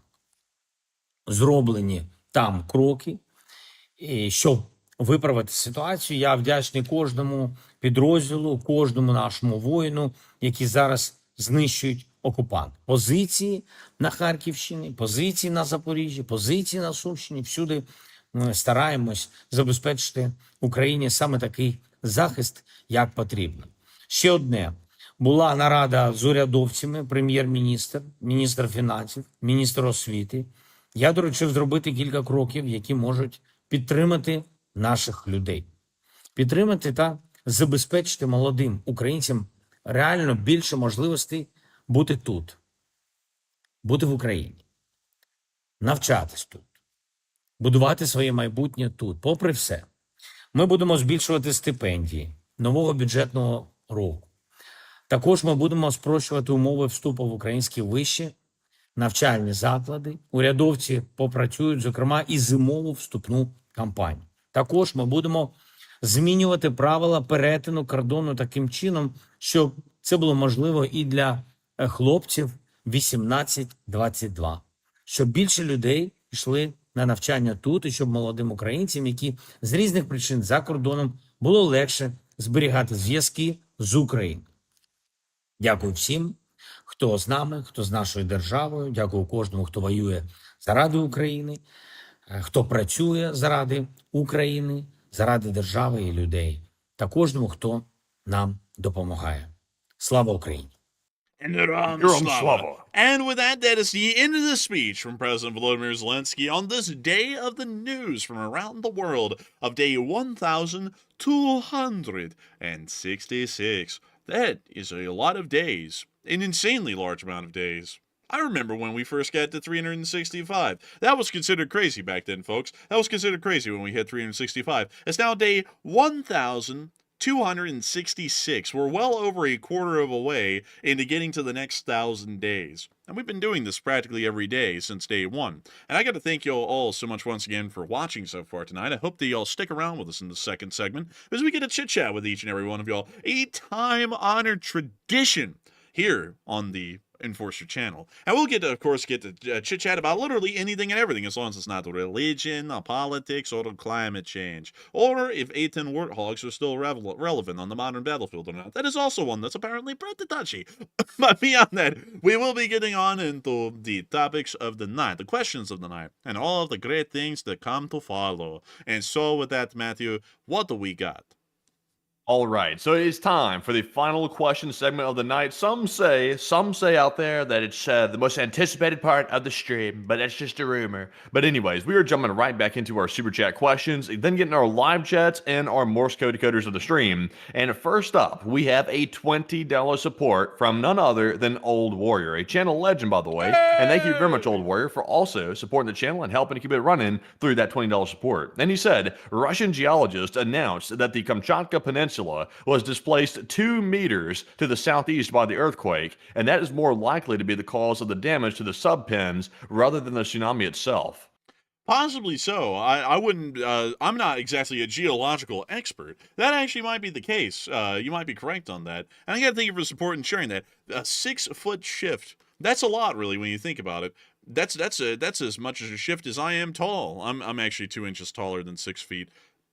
Technically 3, according to like all of my state identifying records and information. I don't know why that's the case, because I swear I'm 6'2". They say I'm 6'3". I have no idea why. But beyond that, that might actually be the case. But then again, it was a pretty decent move. I mean, it wasn't like a small little kind of a thing. It was like, kind of a deal, if that makes sense. So, possibly that might be the case, but I also have a feeling that some sort of damage from the waves, did also create that as well. But then again, it didn't happen to any other piers, so maybe it was just from seismic shift. But then again, it is quite odd, seismic shift or a tsunami wave, either one. It only happened to one pier, and if it was seismic shift, wouldn't have affected all piers, and if it was a wave, wouldn't have affected all piers. Or maybe they're all just sturdier built. I'm not really sure, but still, I do thank you for the support and help with this channel to keep on running, because it is folks like you who help to make this channel possible and help us to keep this thing running. And if it wasn't for folks like you, we wouldn't be able to consider what the effects were at the Volkovo submarine pens, way out there on the far east of the Kamchatka Peninsula. And so with that, a huge thanks to you so much once again for the support. I hope that does address that incredibly well. And with that, we're about to be moving on to the next one. I see a lot of people going, damn, you tall. Actually, Matthew and me are about the same height. I think Matthew's maybe like 3/4 of an inch shorter than me, but we're both about the 6'2", 6'3" territory. But what's kind of weird though, Matthew, I don't know if you noticed this, but it feels like everyone else around here is still taller than us somehow. Yeah, well, somewhat, kind of. I'd have like start a vegetable company or something, and we could put my face on the side of it. Like the Green Giant, the Jolly Green Giant, or something like that. I'd have started a veggie company. Maybe so, maybe. But yeah, folks, it's kind of crazy when you think about it. 6'2", pretty tall. That's actually, I think, as tall as the current president. The president right now is 6'2", I believe, and I think the president before him was like 5'11". So they're all kind of getting on up there to be somewhat tall. But Oh wow, they're huge.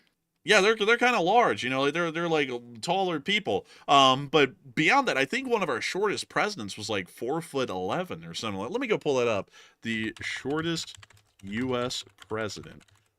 Let me go get you all his name, because the guy was absolutely. Oh, I'm sorry, everyone. It was James Madison. He was 5'4", so he was actually a smaller guy. Oh. Yeah, really. He's smaller than Napoleon, and Napoleon had some issues, like because of his height. He had some anger problems, and he was 5'6", 6.5 inches. That's how tall he was. So I don't know, like any shorter than that, you could be like in some dangerous territory with the anger.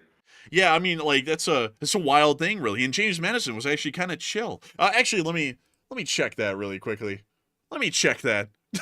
let me make sure that I'm correct on that, because I'm pretty sure that now that I said that he was the one who ended up getting into. Let me see here.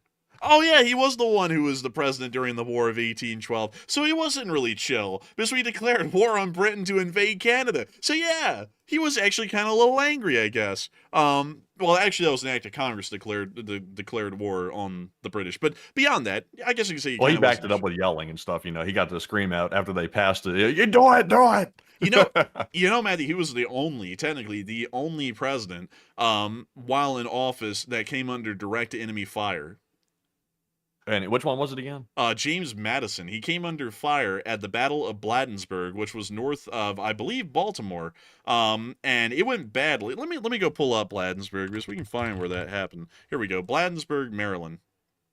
What? Oh my god, it's right outside of Washington. I always heard that it was outside of Baltimore. But anyways, at the Battle of Bladensburg, which happened around here somewhere, he actually came under direct rocket fire from British regular army forces at the Battle of Bladensburg. The battle was lost, and the American army actually was routing through the streets of Washington with the president. And while they were routing, they were yelling like, "It is lost!" Like they're coming into the city. So people started to pack up everything and try and flee. And that's when James Madison's wife cut out some of the key paintings in the White House out of their frames, rolled them up, threw them in a wagon, and then rolled away. And that's why the portrait of George Washington, the one that's incomplete.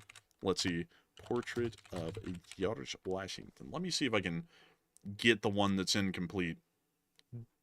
I guess you could say that Madison was the only one holding it down at Bladensburg and keeping the ops at bay. I guess you could say that's kind of crazy, though. He was literally right outside of D.C. holding them down at Bladensburg. It's kind of crazy. Yeah, it's kind of crazy. And this portrait here, the incomplete one, it was saved because they went back through the town and said it's all lost. The original plan was to actually just leave everything behind, and if they had done that, everything would have been put to blazes in the building, because the British did burn down the White House, the Capitol building, and all other federal government buildings inside the Capitol.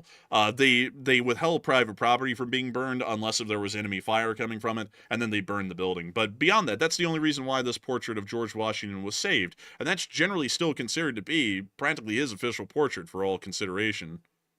Is it true that they had AI just finish it?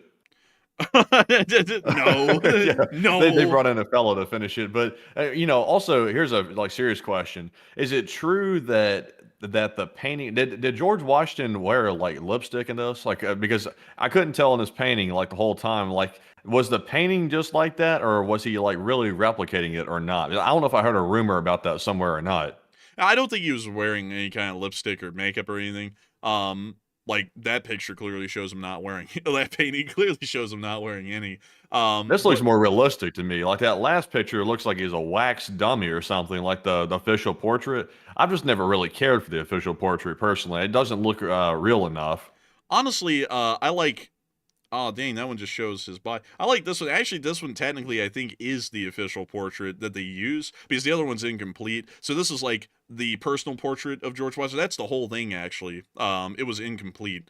But they usually only take the little part of it right here that actually shows his face. But it was incomplete. And most people consider that to be the portrait of George Washington. But the official portrait, I think for the presidential office's purposes, is this one, actually. Yeah, I actually like that one. That one's pretty nice right there. That's pretty regal looking right there. Also, let's see here. People are saying things. Someone said his gums were bleeding. So I don't think Washington was going through a bad case of gingivitis or anything like that. I think he used his Oral B on a daily basis. But this, back in the day, like they used to wear the wigs and stuff like that. They had like a whole thing going on when it comes to like formalities and stuff. So that's why I was asking about that because it wouldn't be uncommon, for them to. I think they put like some blush on their face, like at some point too. The wigs and the blush on the face. I'm not sure if that was some type of rumor or like wives' tale, but I think they might have. Oh well, yeah. The blush thing is real. Like that's why the cheeks are red. Like powdered wigs, blushed cheeks, was the style of the time for formal wear. Because it was supposed to show that you were a refined gentleman. But that fell out of style later. But that was something that was only seen in the highest of classes, in the very highest of classes of most societies, or people who were socializing with the higher classes. They would wear the blushed cheeks and the powdered wigs because that was a sign of formality at the time. But lipstick, I don't think anyone ever did a lipstick. Yeah, probably. Maybe not. Maybe not. Also, the comments are kind of getting wild. By the way, like I'm seeing some crazy comments. It's really crazy how over time, like the norms of society change like that. Like if someone put on some blush today, they'd probably get some interesting comments if they did that in Congress. But it is interesting though. They went from the ultimate level of decorum, like they put on powdered wigs. They did so even some makeup on the face for the gentleman, of course, which is a little bit interesting. And then they went from that all the way to the modern day where it's Carhartt hoodies. We've come a long way. Yeah, it's a little interesting, but it's even more interesting the traditions of the Congress at the time because they were fair good different even than the modern traditions and standards of the House and the Senate today. Like they were decently different back then. It's a really interesting thing, because when you think about it, like the formal wear of then, the next wear beyond that was informal to George Washington's era, and then beyond that it was more informal to each generation because it's a different version of formal. But these days I think everyone can agree that it's not even formal anymore. Like some of the stuff that people wear, it literally is casual clothes. And that's a little bit wild, it's a little bit crazy. Yeah. It is a little bit wild. Also, by the way, I think the makeup's making a comeback, by the way, for the politicians. There is a certain politician out there, which I won't name because we're not going to name politicians, that I suspect wears eyeliner. And also, there's another politician that wears fake spray tan. Actually, multiple politicians wear fake spray tan these days. It's not healthy necessarily, I don't think, but they do it anyway. Because, of course, even though you're a health nut, you have to go get spray tan because you have to look like you're a health nut instead of just actually going out and getting sunlight. So, it is what it is, I guess they say. I guess it is what it is. I've also heard that for some reason, Matthew, there's been some salacious encounters with those of the couch kind up there in the government these days. Quite a peculiar sort of a thing. Me personally, Man. I don't really Don't get let the them loose in the rooms to go. I tell you what, they're going to take a couple of couches to go. Can I get that to go? Like, no, sir, this isn't a restaurant. You can't just like take them with you. Okay, well, can I just take 2 of them? Hey, I can tell you what. If some of these politicians get their hands on a rooms to go, we're about to have like a whole new Diddy situation on our hands. I think.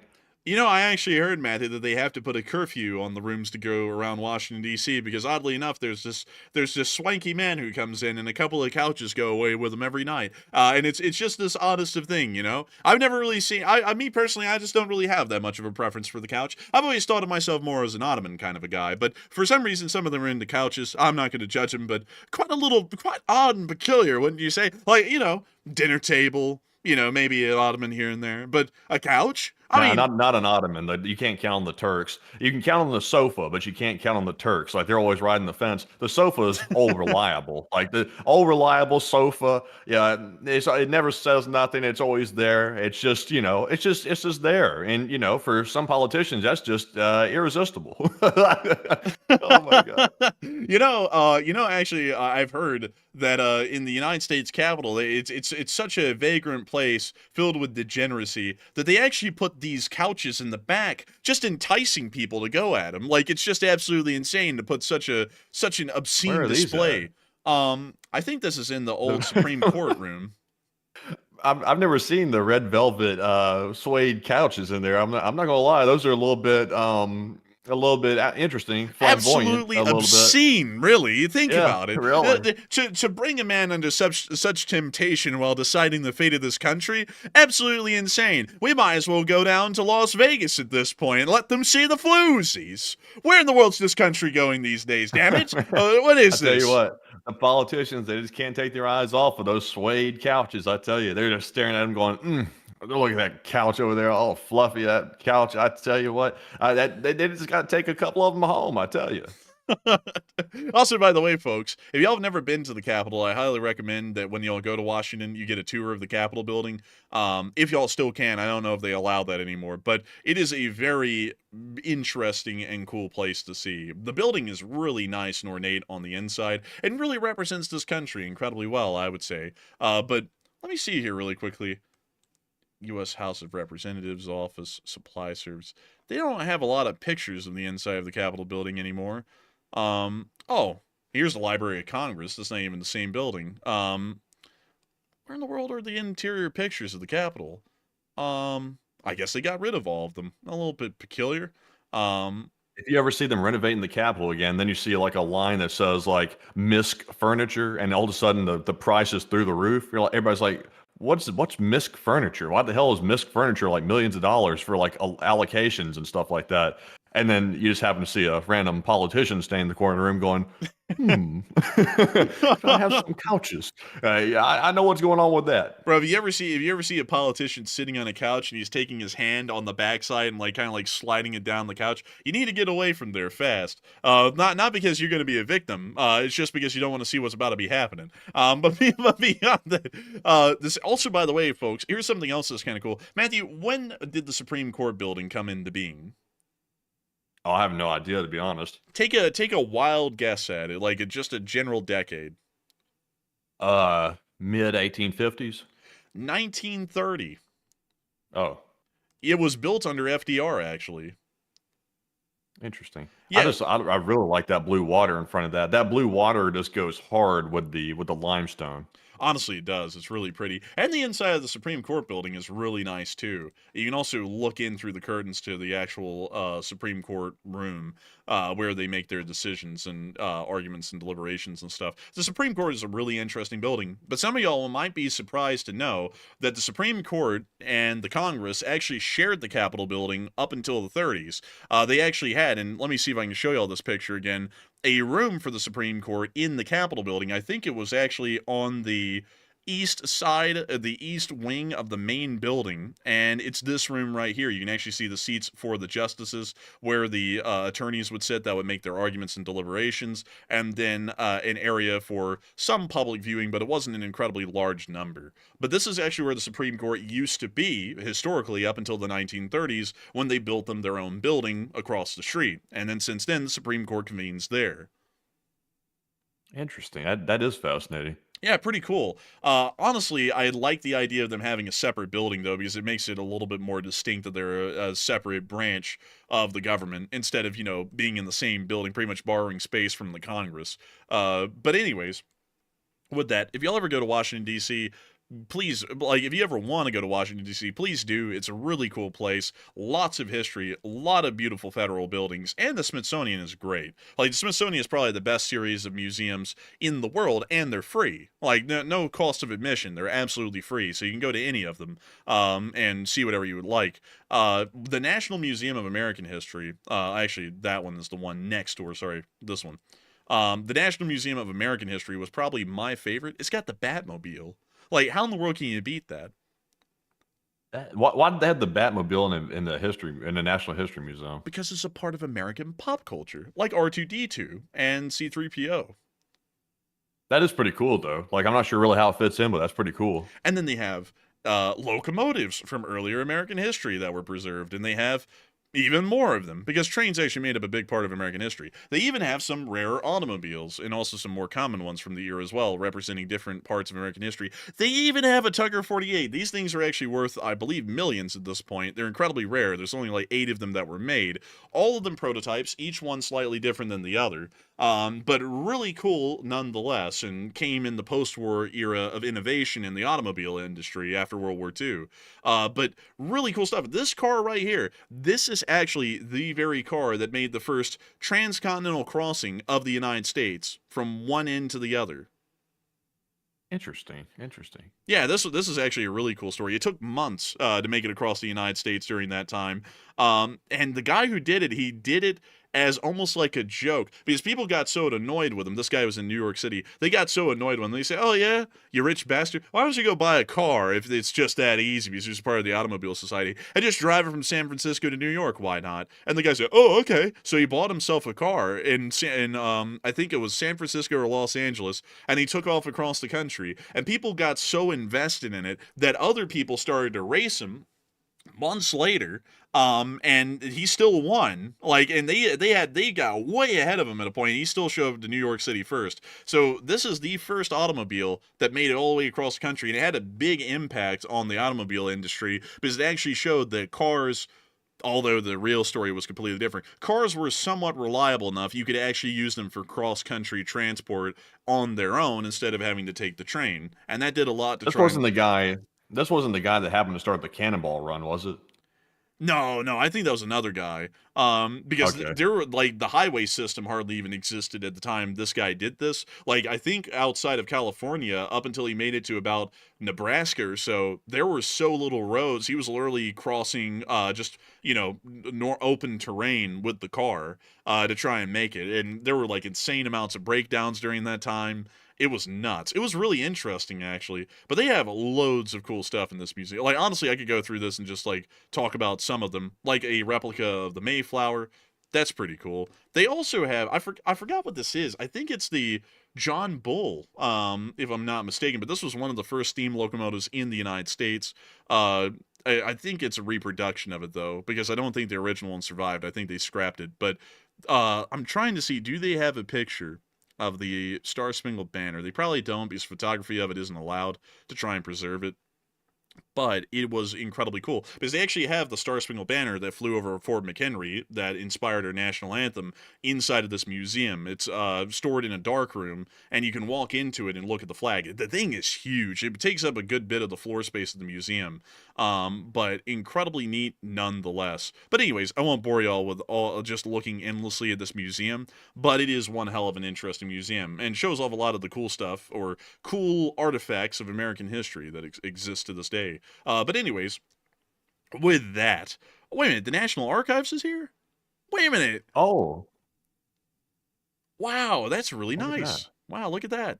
Dude, I actually That's didn't interesting. I didn't know the National Archives was right near the Smithsonian. And dang, it's nice. Dude, why didn't we go in here? Well, you know what? When I make a trip to Washington D.C., folks, I am going into this building. This is impressive. Oh, look. It is the Constitution, actually. Dude, that is sick. That is really cool. But anyways, with that, folks, it is time for us to start moving on to the next one. But a huge thanks to you so much once again. I hope that I did address that the best we can, and also added in a couple of jokes here and there as well. And so with that, we are on to the next one. And our next one goes to Foxglow, puts in a $20 donation, and thank you, Foxglow, as well, for that support and also helping keep the channel running. And Foxglow said, if U.S. bases or territories were attacked during an invasion of Taiwan, would the U.S. be able to declare Article 5, and what capacity does NATO even have to respond other than diplomatically? And I'm quite concerned for our troops. Article 5 would not be invoked because they're technically outside the geographical parameters that would allow for Article 5 to be invoked inside the NATO Charter, especially if those bases are inside of East Asia, for example, South Korea, Japan, Guam, or the Philippines, which will be added in the future. So for that reason, we would not be able to invoke Article 5. However, at that point, we are in a de facto state of war, and the commanders at those bases are charged with the responsibility of protecting their men, and if they are under attack, it is always the premise that if your armed forces are under attack, they have a responsibility to return fire in self-defense. That is understood worldwide. The president really couldn't do much to say, just sit there and let them shoot at you. And also that wouldn't really go over too well here in America if you just sat there and said, let them sit there and shoot at you and kill all of you. So they would naturally defend themselves. We would most likely see that that'll be followed by an official declaration of war by the United States of America, or the understanding that we would be in a state of war. But as far as the implementation of Article 5 in the NATO Charter, that would be impossible due to the lack of geographical I guess you could say the geographical parameters that would exist in that kind of situation. If NATO forces are attacked north of the Tropic of Cancer, I believe, and anywhere within Europe and North America, that technically qualifies for an Article 5 invocation. But considering that this is outside of that area, and it's technically inside of East Asia, there is no way for NATO to get involved in that conflict. So with that, I hope that does address that the best I can. A big thanks to you once again for support and helping this channel to keep on running, and I hope that answers your question the best we can. And thank you once again for enjoying this channel enough to support it and help it to keep on running. And so with that, we are on to the next one. All right, and our next super chat goes to Siri, another longtime channel legend, and Siri throws in a $20 donation, and a huge shout out to you, Siri, once again for that support. And they said, thank you for the hard work and integrity, Enforcer Bros. Information and knowledge equal power. And in memory of Anas al-Sharif and the 200+ journalists who have been killed in Gaza, Sudan, and Ukraine. XO from Oslo. And thank you so much for the support, Siri, and helping this channel to keep on running. And I gotta say, thank you for enjoying us delivering the news and the truth for as long as we can. We keep this thing politically neutral as much as we can and keep it strictly based on analysis. And I gotta thank you so much for enjoying that and appreciating that for years, Siri. You're an old guard. You've been here for an incredibly long time. I gotta thank you incredibly for continuing to support this channel and helping it to keep on running, because you help us to make this work possible each and every day, and for us to focus on this thing full time. So a massive thanks to you so much once again. I hope that does address that incredibly well. And it's always unfortunate to hear about reporters and press that end up getting killed in foreign conflicts. It's a very unfortunate thing to hear about. But a huge thanks to you so much once again. And with that, we are on to the next one. And our next super chat here is a super chat that just came in from Mark Eade. Hey! And Mark threw in a massive 50 New Zealand donation. And thank you very much, Mark, for that support all the way from New Zealand. And we do appreciate that. I do not see a comment attached, though. So sadly, there is nothing to address with it. But we do appreciate it once again. And Enforcer, what say you? And I got to thank you massively for the support, Mark Eade. And I got to thank you hugely for being a New Zealand viewer. New Zealand is a cool place, a very interesting place, with a North Island and a South Island, aptly named North Island and South Island. Pretty cool, honestly. I kind of like that. I don't know what this one is. I guess this is the one that doesn't count. This is the North Island, this is the South Island, and this is the South Island down here. But beyond that, I do thank you massively for the support and helping this channel to keep on running, because if it wasn't for folks like you, where would we be? Well, we wouldn't be on this channel. So a massive thanks to you so much once again. And also really quickly, folks, what does the capital of New Zealand look like down here in Wellington? What does this look like? Wow, that actually is really nice. Look at that. Ooh. Ooh. That is good. I like that water. That's a nice bay, too. Oh, my. This is really nice. And they've got a giant floating crane that looks like it's from the 1920s, I'd assume. But that is... Let's see, what else do they have here in this great city of Melbourne, New Zealand? Oh, look! Kiwi Rail! Kiwi rail. Is that for just like the kiwi? That's for the fruits and the birds, which the birds look a lot like the fruits, so it makes sense that they're called a kiwi. But beyond that, this place is really nice. Really, really nice place, actually. I've always heard a lot of good things about New Zealand, and one day I want to go down here and see what it's like myself. Like, look at this around here, like Fox Glacier. Look at that. Damn. That's pretty cool. Dang, that glacier is like receded, like That's a glacier, excuse me. a glacier or a glacier. That's a glacier. That's a glacier. But dang, man, that glacier has receded a lot. Here's a picture from 2017, and here is a picture from 2017 again. Where in the world the hell was that one? And this was 2012. That was 2018. Dang, look at that, man. This was 2012, and this was 2018. That's quite a difference. That glacier is receding fast. That's a hell of a difference. Man, that's one hell of a difference right there, I tell you. But dang, that's nuts, really. But beyond that, I do thank you so much for the support and helping this channel to keep on running. Because if it wasn't for folks like you, Mark Ead, we wouldn't be able to keep this channel running, and we would not be able to make this thing possible. So a massive thanks to you so much once again. And with that, we are on to the next one. And we have a $14 super chat from Mr. Mostly Harmless. He is mostly harmless, but a little small percentage of harmful. But he doesn't tell us what. But he puts in a $14 donation. Thank you very much, good sir, for that support. He said, if it wasn't for folks like you, I'd be much less informed. He puts in the Ukraine flag, the American flag, the Canadian flag, the Israeli flag. He says, Slav Ukraine, and the West is still the very best. And the West is the best. And I got to thank you for the incredible support and helping this channel to keep on running, because we love to know that people find this channel to be their primary source of news. And we work incredibly hard every day to try and make sure that that is the case, and that our news is accurate, and that it's as close to accurate, even on the analysis side, as it could possibly be. And I'm glad to know that a lot of people take that with a great deal of pride and like to come to this channel every day, because it's really crazy, folks, how big the channel has been getting recently. We're getting 7 million views on average a month these days covering this news. And folks like you are a part of that giant audience that find this channel to be of credible worth. And I got to thank you massively for being one of those folks and supporting us tonight, because you help us to make sure that our politically neutral, pro-Western news coverage continues on well on into the future. So a huge thanks to you so much once again. I hope that does address that incredibly well. And with that, we are on to the next one. And also a huge shout out to Eric, by the way. Eric threw in a $10 donation and did not leave a comment. And I was just double checking to make sure, and he didn't leave a comment. But thank you very much, Eric, for that support. And also, I like that cat right there in the picture. Look at that, that fluffy right there. And Enforcer, what say you? I like the cat. It's a nice looking cat. It's a good cat, a great cat, maybe one of the greatest, one of the best. But beyond that, I do thank you massively for the support and helping this channel to keep on running once again. Because folks like you help this channel to keep rolling. You make it possible. And for that, we're greatly appreciative. So a huge thanks to you so much once again. And with that, we are on to the next one.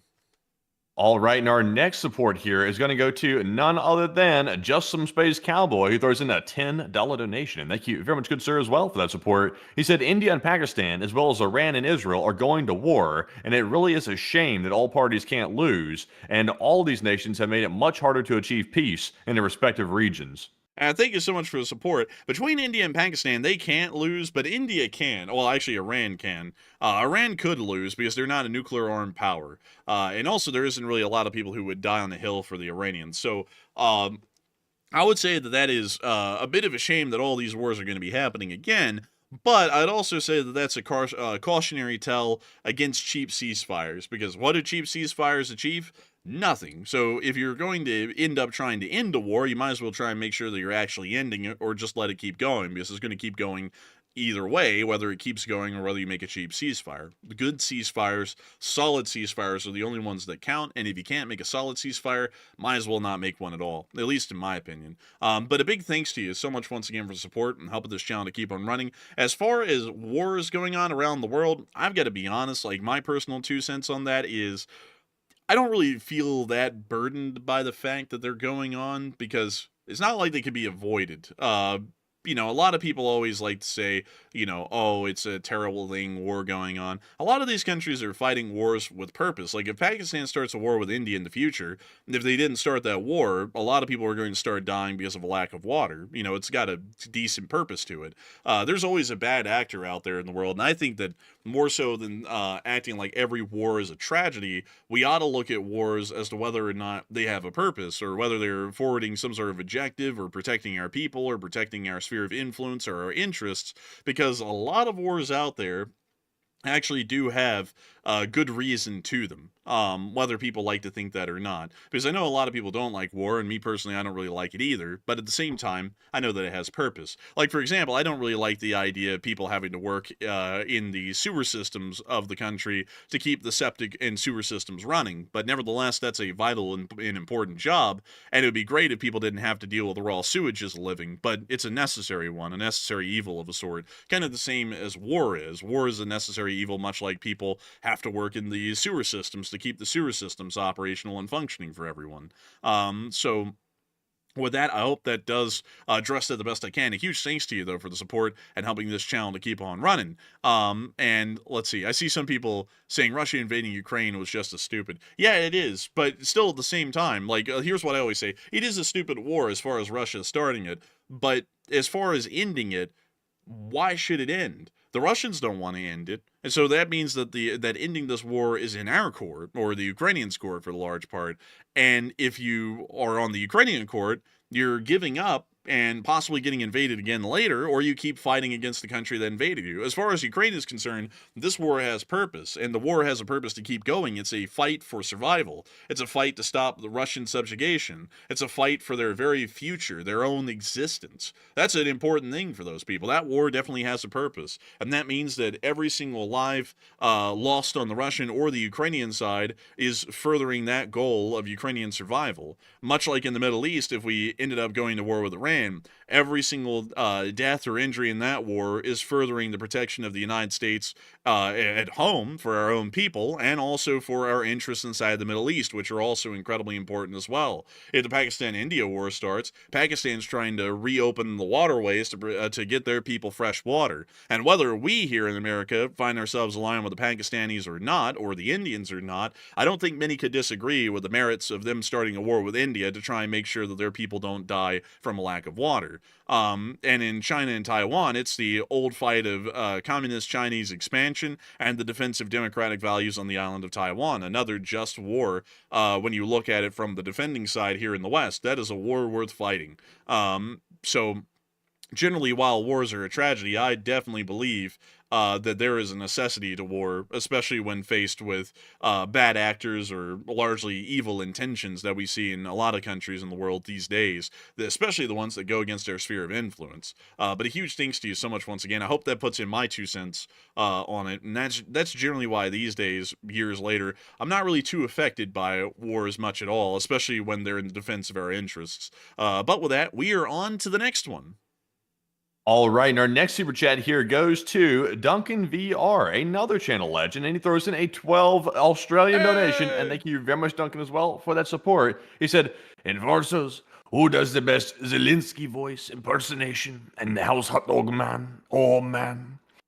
I don't know, you tell me.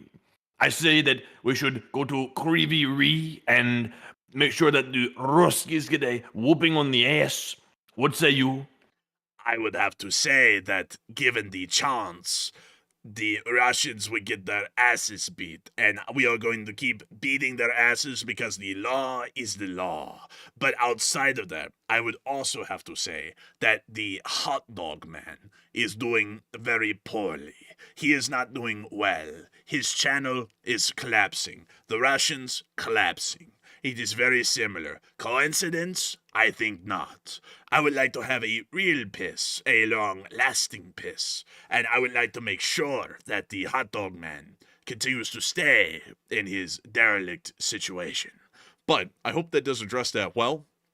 And with that, I hope that gets it out there to folks our different versions of Zelensky and which one y'all like better. But still, I do thank you massively for the support, Duncan VR, and helping this channel to keep on running. And, man. But with that, we are on to the next one. All right, and our next one here goes to LSA Sergeant Figment. It is Sarge. He throws in a $5 donation, and thank you very much, Sarge, for that support. Once again, he said, LSA, hit the like button. That's an order. And I just read about the CB train robbery of 1950 during the Korean War, and what do you know about it?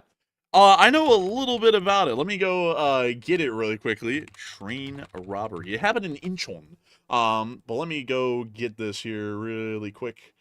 Let's see here. Dang, I think I'm just gonna get y'all a little news clipping. But the CBs actually did gather up a couple of engines from Incheon. They just wandered into the town and took them. And if I remember correctly, dang, I don't really remember a lot of. Let's see, the train robbery of 1950. So dang, I don't want a Great Train Robbery. That's a movie. So let me see really quickly. I gotta brush up on this thing really quickly. Let's see. One of the Avengers staff of the American troops for fighting their way to Seoul. They were at Incheon. Grizzled veteran of all the places along the standing switching yard of the Kirin Brewery. There was time. Made a quick decision. Let's see. Short order. 50 cases of beer and sake were loaded aboard the locomotives. The men fired up the engines. I had to make quick repairs. They were barely in. Let's see here. So they actually brought them back to the lines of the Marines that were pushing into Incheon. Generally, though, the reason why this succeeded was that there was practically no resistance from the North Koreans in this area, because the North Koreans, in their unending wisdom under their great leader Kim Il-sung, never thought that the Americans would land at Incheon or conduct a naval landing at all. So literally all of their forces were around the Busan Pocket, or the Pusan Pocket as it was called at the time with a P. But beyond that, when the Americans landed at Incheon, it kind of scared them a good bit, and so they all went fleeing, literally in a drove, back into the north, and then they got pushed back all the way to the Yalu River, and that's when the Chinese joined the war. But beyond that, that was a pretty wild story. Unfortunately, I don't know a great detail about, rather than it happened in Incheon, right at the Incheon naval landing when the CBs landed on shore with the Marines. And that would be about all I know of that particular story. But I do thank you for the support and helping this channel to keep on running. And also, if y'all don't know what the CBs are, let me CBs. Let's see, the CBs. There we go. So the CBs are pretty much the combat engineers, if you want to call them that, of the Navy. And their emblem is really whack. They've got some kind of a whack-ass gun. I don't even know how that thing works, because the drum magazine is around the barrel. But it doesn't matter. It's a bee with a pug face or a cat face or something. It's not supposed to make sense. But they also have a spanner and a hammer. So that's the emblem of the CBs. I don't really know how to explain this damn thing. It's whack. But beyond that, this is pretty much the combat engineers of the Navy. So whenever the Navy needs to build anything on shore for the Marines, they send the CBs out there and they build it. So in World War II, for example, or in Korea, when the Marines would land on shore, the CBs would be right there. And under fire and in combat, these guys would be building bases, hospitals, barracks. Nowadays, they build quite literally anything and everything that can be built as a temporary structure or a tent, or even further, more fortified or permanent facilities the CBs can also build as well. So pretty neat stuff, actually. But anyways, with that, I hope that does address that somewhat well. Let me see if I can show y'all another emblem of the CBs. Here's the Naval Infantry Battalion flag for construction battalions. That honestly looks better than the CB's emblem, honestly, like the patch. That little patch is whack, but let me see here. Dang, I'm trying to see if I can find y'all another emblem of the CB's. Oh yeah, here's an Arctic station that the CB's built, just to show y'all how versatile the CB's can be. They can build just about anything if you put them to it. But dang, what the hell was this? That was interesting. But anyways, with that, I hope that does address that well. And I do thank you so much for the support and helping this channel to keep on running. And with that, we are on to the next one. All right, and our next super chat here goes to 2 hot dog guys, 1 cup of snow, who puts in a 5. And thank you very much, good sir, as well, for that support. They said, who would win a thumb wrestling competition? The Enforcer and Enforcer Matt. Slav Ukraine, LSA. Thanks you both for the news, and take one from the chat. And I thank you so much for the support, helping this channel to keep on running. 2 hot dog guys, 1 cup of snow. And as far as winning a thumb war, I unfortunately would not know. I don't think we've had one in forever. I don't think we've ever had one at all, so I wouldn't even know. But a big thanks to you so much for the support and helping this channel to keep on running, because it is folks like you who help to make this thing possible and make this thing a reality. So a massive thanks to you so much once again. And with that, we are on to the next one.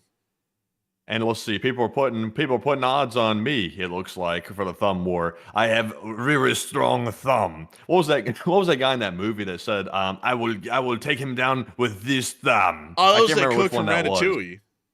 That's right. Yeah, that French guy from Ratatouille. I tell you what, you won't catch Macron talking about he's gonna take somebody down with a thumb, but that chef sure would have. He was like, whipping it up in the kitchen daily, so his thumb was strong.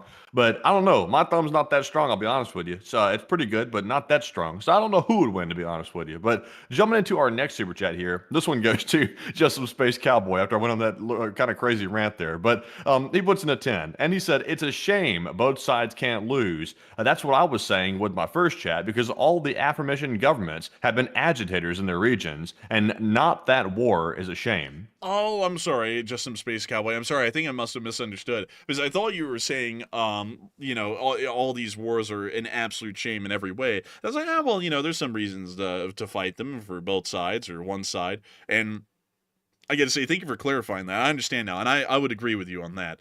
So a big thanks to you so much once again. I hope that does address that well. And with that, we are on to the next one.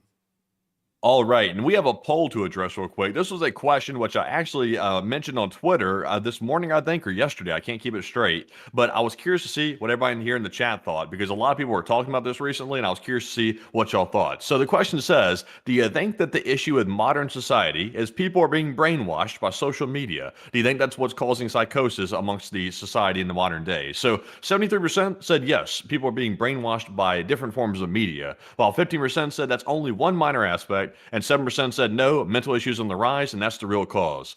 And for me personally, I would say that social media is brainwashing people, because what social media is it gives people that want you to see particular content, it gives them a way to put that right in front of your face on a daily basis and get pushed by the algorithm to your phone, literally in your pocket on a daily basis. So you're not able to really vet what content you're seeing, and you don't know exactly who is the one pushing that content to you. Obviously, you know who we are because we've been here for a long time, we've said who we are, etc., like that. But for example, if you're scrolling through YouTube Shorts, TikTok, or something like that, most of the time you have no clue who's putting out that content. So if you see something that happens to slightly glorify China, you don't know if that's a Chinese bot putting it out, or if it's maybe just some random person that's putting that out that's just trying to glaze China, basically. So I would say that all forms of media are pushing some agenda.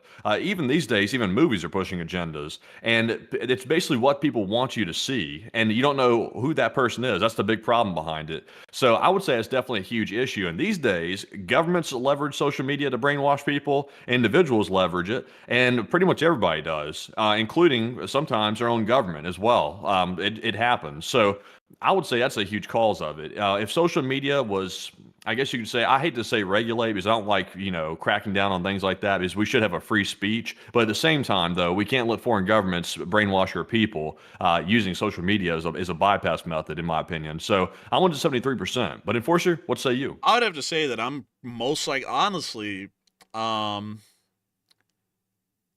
would say that it's really more so an aspect of every facet at this point, because I was listening, folks, to some YouTube videos the other day, and folks, I'm not political, and I'm actually quite politically neutral just in my personal life, but I was listening to some and of course Matthew also brought up some objections to why these aren't really the case, and I'd have to agree, but I was watching some people, it was something like one conservative or one liberal debates 20 other people from the other side. It was one of those sorts of panel sorts of discussions that they have on the internet, and it was so sad. It was absolutely sad, because everyone on all the 20 people on either end that would debate this one person that was sitting there, they were all just so raring to go.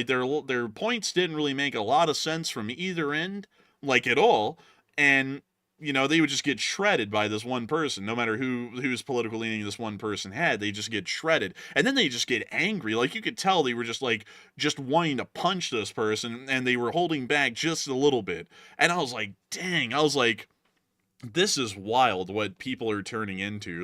On both of them, Matthew, because I watched both of them. One person in both of them on that would come up to debate. This person would be like, "Okay, look, you got to stop talking like that because I got this thing. I can't get angry. Okay, I can't get angry." I'm like, these people are mentally ill. They're extremists and they're mentally ill. Me personally, I don't think they're mentally ill necessarily. Now obviously some people do have mental afflictions. I mean, that's not, anything to say that's not true or not. That's true. Some people do have them, but it's such a widespread phenomenon these days that people don't have the ability to communicate or debate things in a civil matter anymore. I would say the larger issue is that people have been desocialized. That's a huge problem. Nobody knows how to de-escalate a conflict. Nobody knows how to discuss things where there's a disagreement in a civil way, except for going off the deep end and acting like a lunatic. But also another thing as well, typically these YouTube channels that do this one person versus 50 type stuff, they purposefully cast people they know are going to be volatile and also are going to fly off the handle because it makes for good content. So they naturally will pick people that are more volatile. So that's a problem in my opinion with those types of content. But generally speaking, people are more isolated today than they've ever been because of social media. And when people become more isolated, they're more susceptible to basically getting put into a psychosis where they don't know what's reality and they don't know what isn't reality anymore, which creates a problem because then when they get in society again, they go out and they talk to normal people, and then they have been brainwashed because they sit there and consume this brain rot content all day. They hear somebody else say their varying or different opinion, and then they don't know how to properly discuss it. All they do is just simply either go irate, they get mad at the person, which obviously is not good for debate. It's just a big problem. Is when people are isolated, it creates mental issues. Honestly, when people get isolated. I mean, possibly. I think that would be an issue with it as well. But the thing is, man, is honestly, I think that the brainwashing is kind of creating mental illness because the way people go about debating these days, it's entirely neurotic. People get hostile off of the bat. They start threatening people, all this kind of stuff. And I know that that's not just the case there because we went to college, and I think I might have gone to college in person a little bit less than you, I think, because you were there before the whole plague came through. But when I went to college, and for those of you who may not know, I went to college at UAB here in Birmingham in person because the whole plague thing of the pandemic coming through stopped us from going in person. But after that, once that was over with, I went in person, and people would get violent off of the bat. I mean, there were in UAB. What's interesting about this is that there were people who were clearly communists and people who were clearly Nazis almost that were going to the college at the same time, and they would end up in the same classes. And one of them would say something, and it was like blood in the water for anyone who disagreed. They would just start pouncing, and professors would have to be going, "Okay, calm down, everyone," and they'd be, "No, no," they'd be screaming at each other. It was absolutely crazy. It was almost like once someone said something someone politically disagreed with, and of course it was something absolutely on the extreme on the left or the right, it would just start this absolute insane asylum chain reaction thing. And if you weren't into that, you just sit there and watch it. I remember specifically because I was in the political science program at the college. I remember specifically, and also I want to say this: I'm not bashing the college I went to. By the way, there were good people, and obviously I had friends at the college. So I'm not bashing the college as a whole, but there was several classes that I took. I remember I would go into the class, and I wasn't going in there and being a loudmouth or trying to mouth off or anything like that. In fact, I was generally very reserved. I wasn't in there trying to debate everybody.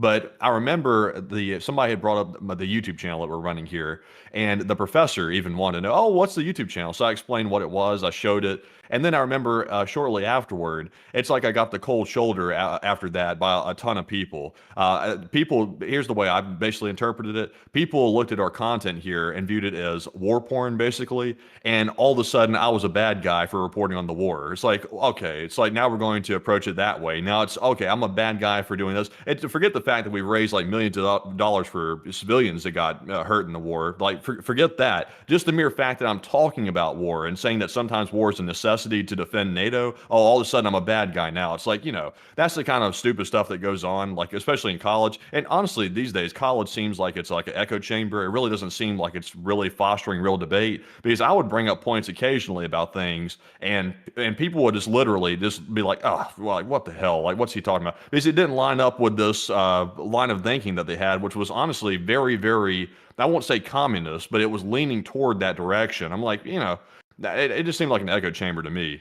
Man, I heard people saying absolutely crazy stuff on all ends in college. I think that was more so a history department thing, though, because some people you could clearly tell, clearly could tell folks that they were members of the American Communist Party, and then the other people were clearly members of whatever neo-Nazi party would exist in this country these days. Or if they weren't, they were incredibly close to joining it. And I would just hear the craziest stuff from both ends, insert some sort of a crazy ideological thing from either group.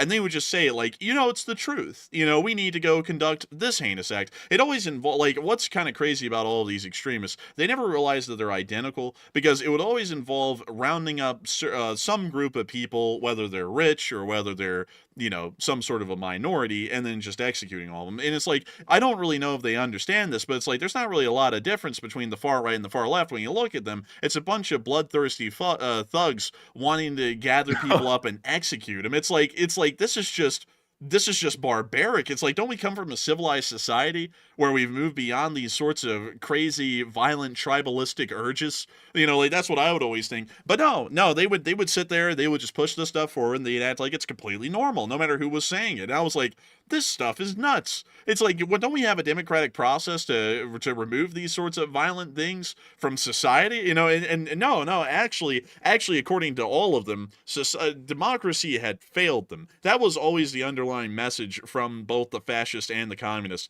is that democracy is a failure. They need to bring forward a dictatorship that aligns with their specific beliefs and executes everyone else. Just wipe them out, or make them live in fear to the point that they align with you. And I'm like, y'all are just the same. It's y'all are asking for the same thing in the end. It's it's nuts. It's really insane.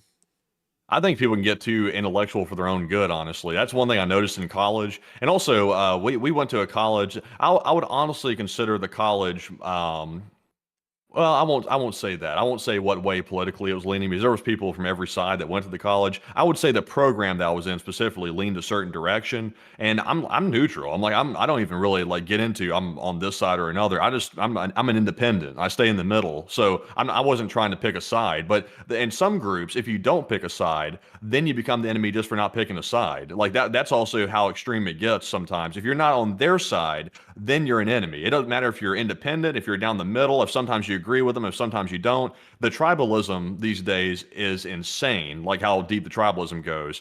And that's not good for democracy. These people that claim that they're upholding democracy, and they take a tribal position on something, and they're willing to bash and destroy people because they disagree on one minor topic, those people are hypocrites. You don't represent democracy. If you represent democracy, you would agree to disagree. You wouldn't want to persecute me over having a different opinion on one particular topic. But that's the way it works now with very extreme people on both sides. They would rather persecute people than hear the actual argument and then determine whether or not it's legitimate or not. And of course, folks, you all know, this is something else. I have to say this, by the way, there were a lot of cool people I knew in college that certainly did not fit under this criteria. I would say maybe 70% of the whole college does not fit under this criteria, but the remaining 30% was split half and half. Half of them were far right and half of them were far left. But the ones that were in that 30%, either on the far right or the far left, they would be absolutely insane. And of course, they never thought beyond anything that was mainstream. So all of the arguments would revolve around generally a few things. It would revolve around gun control, abortion, immigration, the larger mainstream topics. Nothing, and that's not open for discussion here, just listing off, of course, the mainstream things that both sides are heavily polarized on, and they would never move beyond that. I remember asking one of them, I was like, yeah, well, what about infrastructure in this country? No opinions, from neither one of the people who were talking that time. I was like, yeah, but what are y'all's opinions on what your sides are doing for public infrastructure in this country? Railroads, interstate state systems. No opinions on that. They didn't even care. It was literally just about the moralistic zeitgeists of the main topics and nothing else about actual function or form. Well, more so form over function of how the government should be making its decisions. And that is honestly the key epitome of anyone who's a radical. They never focus on the more so boring or mundane of actually running and governing and administering a country, because most of it's incredibly mundane. They like to focus on those really topical things, the moralistic They're side of ideological things. zealots. Yeah, They really are. They're ideological zealots. They like to get into these like abstract concepts. That's why I said sometimes people can get too intellectual for their own good, because the people that came up with communism were also academics. They were academics in themselves. They got so in their head that they believed that they had all the right answers and that their academic setting that they lived in was reality. They believed it was reality. But once they tried to implement communism in real life, they realized, oh, well, shit, beyond a textbook, this doesn't really work. And not only does it not work, but it's led to death and destruction of millions, because the lunatics that got in charge and took advantage of that warped system, they were terrible people, and it allowed them to come to power. So it's like, that's why you got to be careful with academics, because there are, obviously, you have to have academics, but at the same time, though, they have to be kept in check by people that live in reality. So that way they don't get such a big head on them that they want to implement these absurd ideas like without any type of testing to them first. Because that's what happens every single time. These academics, especially, and it always like seems to foster in universities. That's where it comes from. They try to recruit these students who are very also naive to a certain extent to push these causes forward. Well, you know, fascism also came out of academic circles as well, from leading professors, philosophers, sociologists of their time, as well as communism. Both of them came around about the same time in the latter part of the 1800s. And it's like neither one of those work at all. Like it's like most, like, just to be honest with y'all, most government, every country is doomed to fail once they're created. It's only a matter of time until they collapse. That's how it works with every country. But generally, some of them survive longer than others. As far as history proves, monarchies generally survive longer than most, which is actually kind of shocking. But generally, it's not absolutist monarchies. Absolutist monarchies survive an incredibly short amount of times. It's monarchies that generally have some sort of civic representation within them, like the British monarchy, which is one of the longest surviving ones in modern history, that survive incredibly well. But democracies are the second longest surviving sort of an institution as far as governments are concerned.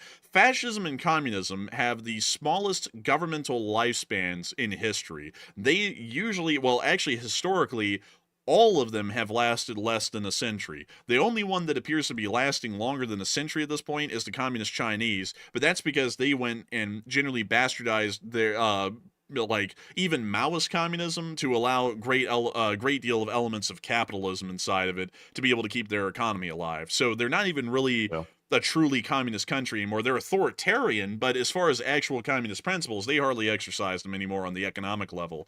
And people don't think about that. It's like y'all are like people in the modern argument these days about fascism and communism in this country are taking the two most extreme, worst examples of government and then pitting them against each other to say which one's better. And it's like it's taking two turds trying to pretend like they're plated in gold and then pretend like one of them is the answer or one of them isn't. And it's like, why don't people see democracy is clearly the answer? I mean, even in most monarchies, the ones that survive the longest, they have some sort of form of a parliament or some form of a governmental body that regulates the power of the sovereign. And still, that generally operates as a democracy, like the Diets of the Holy Roman Empire or the National Assemblies of France, including the Three Estates, or the papal enclave in Rome back in the days after the Roman Empire collapsed in Italy, or the Parliament in Britain. Every single one of them has had some form of a regulatory power that respects the institutions of society, and that's why a lot of them lasted for an incredibly long time before democracy was brought about in their area.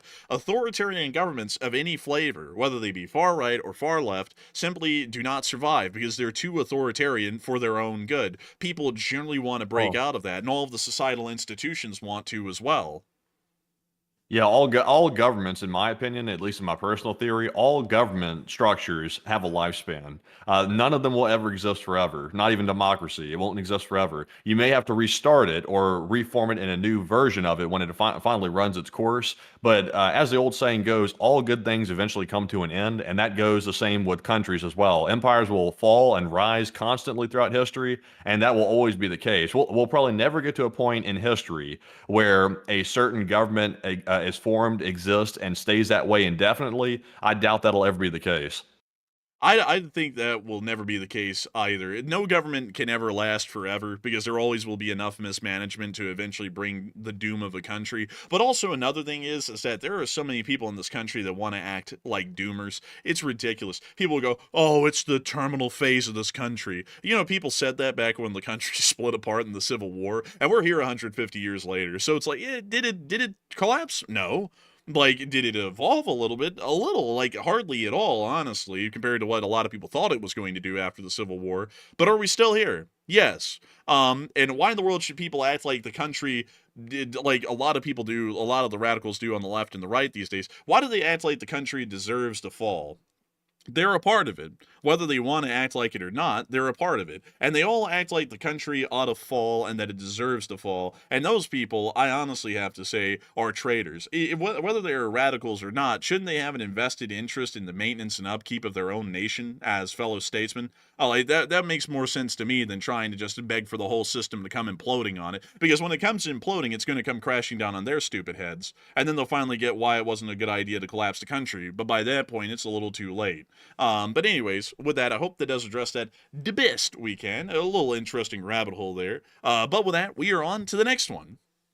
All right, and this one is going to go to LC39A, who threw in yet another super chat tonight. He threw in a $124 donation and also a huge shout out, a second shout out to LC39A for that second support of the night. And LC39A, I got to tell you, you've been like carrying the channel the last few days. Like seriously, I got to give you your credit. But thank you very much for that support and generously helping to keep the channel running. And he said Ukraine should lie and announce to the Russians that they have enriched uranium. I said, do lies work? It's late and I'm getting stupid. That's not a stupid question, LC39A. That's an interesting one. But in general, from the fallout of what would happen, I would say it probably wouldn't be a good idea because if the Ukrainians say that they're enriching uranium, the only conclusion to that, considering that they buy their nuclear fuel from outside of the country, is that they're enriching uranium to create a nuclear weapon. And if they're doing that, they might actually end up getting preemptively nuked by the Russian Federation, because at that point, the Russians might be able to justify a defensive preemptive nuke by saying that the Ukrainians were developing a nuclear weapon of their own. So it might not be the good idea in the longest run, because it would be better for them to not say anything about nuclear development, even if they were not working on one, and then just say, we have a nuclear weapon. Because at that point, there is no way to preemptively do anything. They now are nuclear armed by the statement, even if they were lying about it. But then that also might run a lot of issues as well, because then they'd be in violation of non-proliferation treaties, and generally everyone in the world, even if you're allied with a country like Ukraine, like we are in America, you're supposed to unanimously condemn that and start sanctioning them heavily.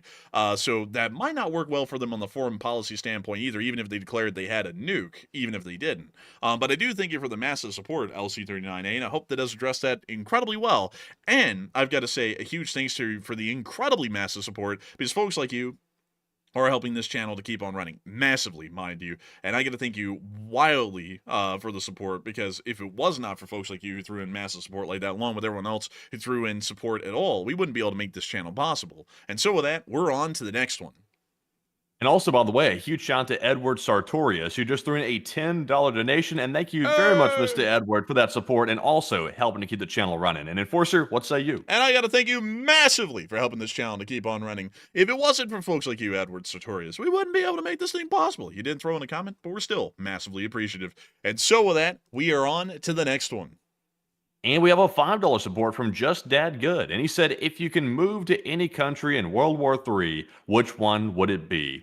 That's a tough question right there, honestly, Dad Good. I would have to say any country in World War III. So World War III in the initial phases will not be nuclear, in my opinion. So you want to worry about that off the bat, but the conclusion of World War III likely will be nuclear. So the tail end of the war, you really got to be hunkered down somewhere where you think the nukes aren't going to be flying. So I would say, generally speaking, I would probably go to the tip of Greenland. But there's nothing there to survive. So you'd have to become like a survivalist to live out there and somehow build enough shelter to stay protected against the harsh weather there. So you'd have to go to some continent that has pretty much nobody living in it. So that way it wouldn't be nuked. And you'd have to be able to survive in it somehow with very little distribution of resources. So it'll be a tough one. Honestly, I'll tell you my honest answer. I would just stay exactly where I am, and I'll just take whatever happens at that point. I wouldn't even go running, to be honest with you. But Enforcer, what say you? I would stay right here in America because I'm a patriot. But if I had to actually answer your question, I would say the southern tip of Chile or Argentina, because you can be guaranteed there's going to be no nuclear weapons fired at Chile or Argentina. That I can promise you. Or really, honestly, New Zealand or Australia. Generally, everything in the southern hemisphere is safe. So anywhere down in the southern hemisphere, if you wanted to avoid getting nuked in inevitable nuclear conflict, would be the safest thing to go to. But generally, I would stay right here. Like, just being completely honest, I would still stay here, even if it was to get nuked, because I would consider leaving the country in a situation like that to generally be trying to run. And I'm still an American at the end of the day, so I would just end up staying here. And whatever happens, happens. If I die, I die. Hell, I wouldn't want to live through it, live through a nuclear apocalypse at that point. So I'd just rather be fine being where I am. And if I get hit, I get hit. And if I'm not, well, I then have to figure out what to do from then. But still, a big thanks to you for the support, Dad. Good. I hope that has addressed that well. And with that, we are on to the next one. And our next one goes to Burnaby Alex, who puts in a 5. And he said, since cage matches are in the news, who would win a cage match? Would it be Putin or Zelensky? Zelensky. I put my money on Zelensky because Zelensky is younger, so he's got more vril. Putin's old and frail. He get beat pretty quickly. I would say I agree with that 100%. Putin is like 70-something years old. Zelensky, I think, is 50-something. So, yeah, I think Zelensky got the age difference on him. Also, Zelensky looks like he actually works out a little bit. Like, he's got some muscles and stuff. Putin, really not so much. And also, the fact that Putin is literally pale as a ghost and Zelensky is not tells you probably who's in better shape. So, I would say definitely Zelensky. I've been getting some sunlight. Putin sits in a bunker, getting nothing but moonlight. I beat his ass, or he'll see the stars. Sleep well, my baby. But anyways, with that, it is time for us to move on to the next one. Maybe when they have that MMA match on the White House lawn that they're talking about, is apparently there's going to be an MMA match on the lawn for the first time ever, which is kind of interesting. Maybe they can have Putin and Zelensky as the main card for that. That'd probably get a lot of pay-per-views. But anyways, jumping into our next one, this one goes to Foxglow, who puts in a 5. And Foxglow said those Filipino sailors were there to provide food and water to the honest fishermen around Scarborough, and that they were offered aid to their own attacker. And yes, we actually did talk about that earlier, and I thank you for the support. And I actually think that they were a part of the Coast Guard. I'm not really sure if the Coast Guard conducts tender operations like that, but that's interesting to hear nonetheless. Generally, though, it is maritime law that if a ship is in distress, even if it is a ship of an enemy or a ship of an attacker of any type, you're supposed to render aid. That is a part of international maritime law. So generally by international maritime law or maritime law in general, they have to at least offer assistance, even if that is the enemy. But I believe the Chinese refused anyways because they're too proud to have the Philippines helping them out in any situation. But with that, I hope that does address that the best I can. A big thanks to you once again for support and helping this channel to keep on running. And with that, we are on to the next one. And we have a $5 support from Richard Kane. And Richard said, watch the whole video. You can see the damage on both ships. And unfortunately, I could only find that snippet of the video early, but I will try and look around for a full clip of it once we're off air. But a huge thanks to you so much once again. I hope that does address that well. And with that, we are on to the next one. And a big shout out to Robert Krogan, who threw in a $5 donation, and also Mark Dixon as well, who also threw in a 5. And we appreciate both of you, Robert and Mark, for that support, because it's people like you that keep this channel running, and we appreciate that. No comments to address, by the way. Also, by the way, before I move on to my next super chat here, Connor said UFC got rid of pay-per-view events. Yeah, I heard about that. That apparently they've gotten some deal, I think, with Paramount. I think that might be the company, and it's like some like $7 or $8 billion deal or something, which happens to be, I believe, almost the whole value of Paramount, which is kind of crazy. I believe. Let me pull that up real quick. Paramount value. Let's see what they're valued at here. So it's saying 6.94 billion market cap on Paramount, if that is accurate. So yeah, I think the UFC deal is like almost their whole market cap actually. So they must be planning to make a whole lot of money off the UFC coming to their platform. So very interesting to hear. But me personally, I don't really watch a whole bunch of UFC. I only watch if like Conor McGregor was fighting or something like that. I'm just not. I don't really have the time for it to be honest. But I've occasionally watched it. But jumping into our next one here, this one goes to Just Some Space Cowboy, who puts in a 5, and he said, for the Baltic Air Force and Air Defense Fund, NASAMS and FA-50 for the Baltics. Hey, and thank you so much for your support. And thank you for helping this channel to keep on running. Hopefully the Baltics will be well secured and safe if a war was to break out in that region. And so with that, a huge thanks to you so much once again. I hope that does address out well. And also, man, I didn't know about that. So there's going to be a UFC fight at the White House, like in like the South Lawn or something. I don't know what lawn it's going to be on, but I had heard some confirmation that there was going to be an event. Remember Dana White, who's the fellow who's in charge of the UFC? He's good friends with the current president, so there's a little bit of a connection there. And it sounds like they're going to hold it on one of the lawns. I guess they'll just set up the octagon or whatever the ring is that they use to fight in. They'll set the cage up there on the lawn, and they'll just have them, fight it out. Isn't that kind of cheap though? This is the executive office having like a like a MMA or whatever this is in front of the White House. Like I don't really know if I jive with that whole sort of a thing, Like that sounds like it's kind of cheapening up everything. That's like that literally sounds like that scene out of Idiocracy where the president was like an MMA guy or something like that and he came in shooting an M60 into the air.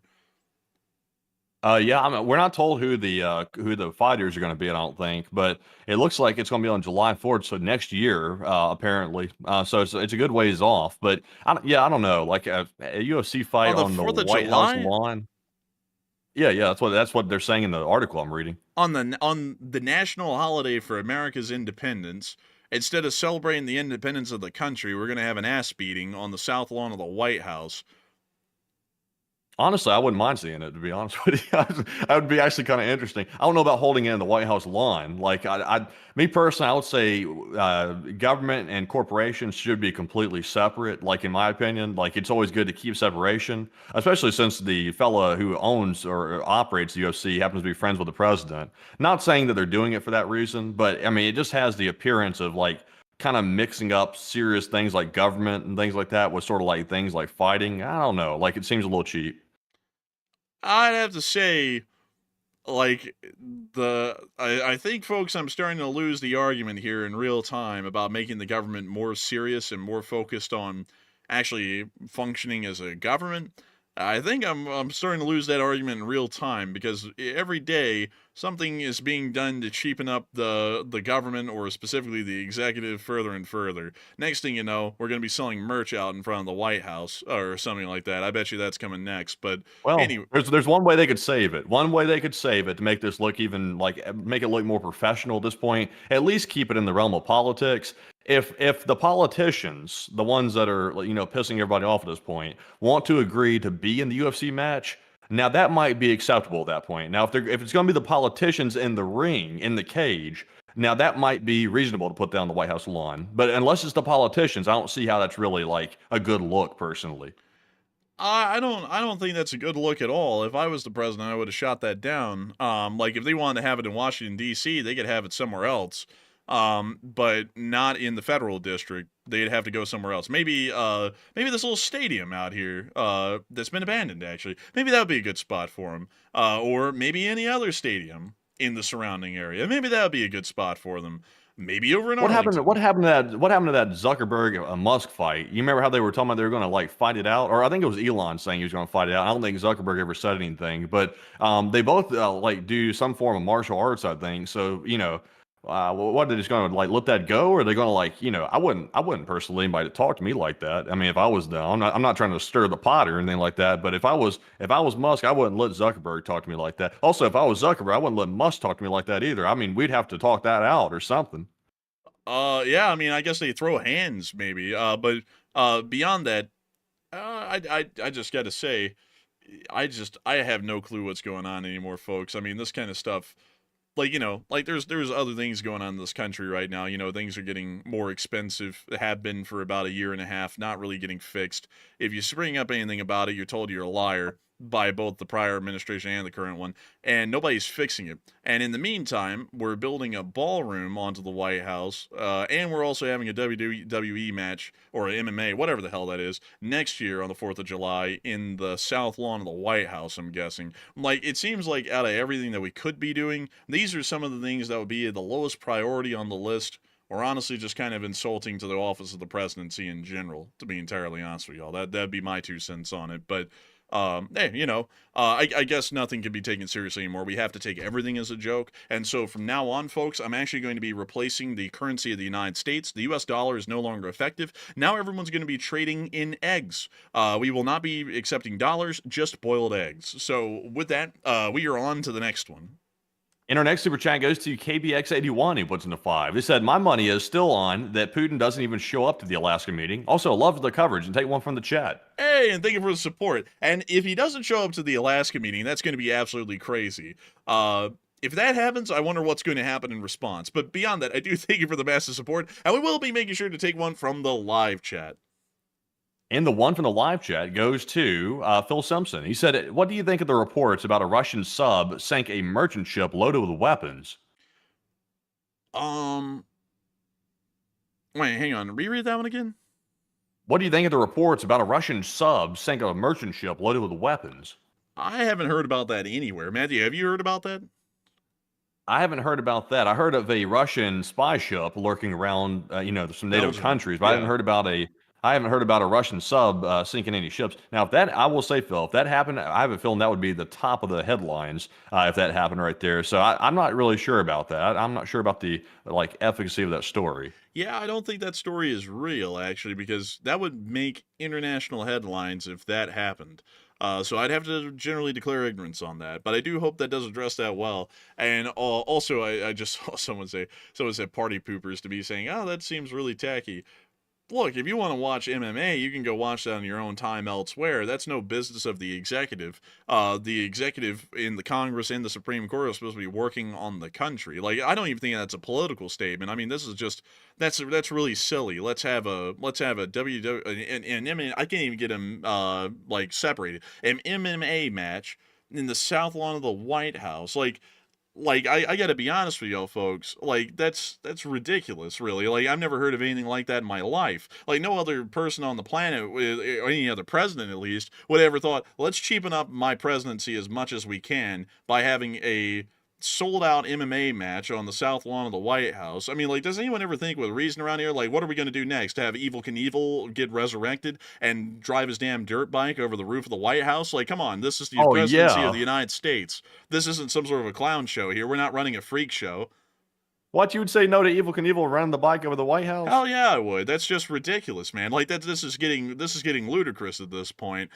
What's next? What's next? Are we going I'd have to say the presidency has gone through some silly moments, like when Andrew Jackson threw the whole beer party at the White House and people got so drunk they were breaking the windows and everything. That was not a good time. But we don't want to return to that time. This is this is a really silly one. And someone saying, bro never gets political, though. Look, this isn't political. This has nothing to do with it. I mean, I don't care who was doing it. If Biden had said this, I would have said this is stupid, too. This just sounds stupid. That's just my personal take on it. But anyways, with that, we are on to the next one.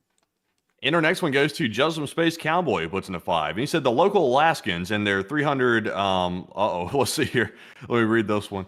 Oh, sadly, I can't read that one right there. That one right there would probably get us banned off of YouTube. But thank you very much for that support, by the way. And we do appreciate that. And we also have a 5 once again from the same person, just some Space Cowboy. And they said, if the U.S. were to bring back the Military Assistance Program, MAP, what cost-effective and budget-minded of equipment would you like to see on it? Unfortunately, I'd have to look into that and research that a little bit more because I don't know a lot about that one specifically. But I do thank you for the support and helping this channel to keep on running. And with that, we are on to the next one. And we have a 5 from Foxglow, and they said, you said you are fans of Anduril. Same. Also very cool. He said, but what is your opinion of Palantir? I don't know. Like, I'll be honest with you. Nothing specifically against Palantir. I will say this, though. Typically, I don't support companies that are assisting with a crackdown on civil rights. I'm not saying Palantir is necessarily doing that because we don't know exactly what they're doing. Their company is a little mysterious. But there's been rumors, allegations that maybe they're helping with things like surveillance and things like that. I'm not really sure, though. I can't prove it. But that's the allegation. So. I'd also say between the two leaders of those companies, Palmer Luckey is a hell of a lot more cool than Alex Karp. I'll just be perfectly honest with you. Alex Karp is an interesting individual. I'll just leave it at that. But Enforcer, what say you? I would just say I'm not really a big fan of Palantir, or Palantir, however it's pronounced. I'm not a large fan of them. I'm more so a fan of Anduril, personally. But a big thanks to you once again for support and helping this channel to keep on running. And with that, we are on to the next one. And this one goes to Mark Fanberg. And Mark puts in the 5. And thank you very much, Mark, for that support. He said, how close to nuclear war are we? And always appreciate you guys. I would say that we're still a good ways away from nuclear war, at least at the moment. But I do thank you so much for supporting the kind words and helping this channel to keep on running. So a massive thanks to you once again for support and helping this channel to keep on rolling. And with that, we are on to the next one.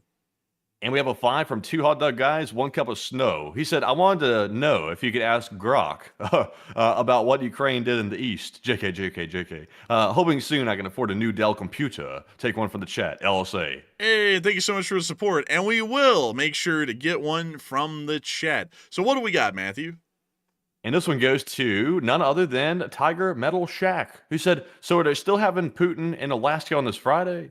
Apparently so. Apparently they're having them on Friday at the Elmendorf Joint the Joint Base. So I hope that does address it the best I can. A big thanks to you once again for sponsoring a live chat and helping this channel to keep running. And with that, we are on to the next one. And we have a 3 from Plazoth. And thank you very much, Plazoth, as always, for that support. We also have a 2 from Right Saloom, as well as a 2 from GTI 78007. And thank you very much, Right, GTI, and Plazoth for that support. And we do appreciate that very, very much. We also have another 3 from Right. And he said coffee made from snow. And thank you for the coffee made of snow, because folks like you help this channel to keep running, so that way we can have some delicious food and say it's yummy. And so a big thanks to you for the support and helping this channel to keep running. And with that, we are on to the next one.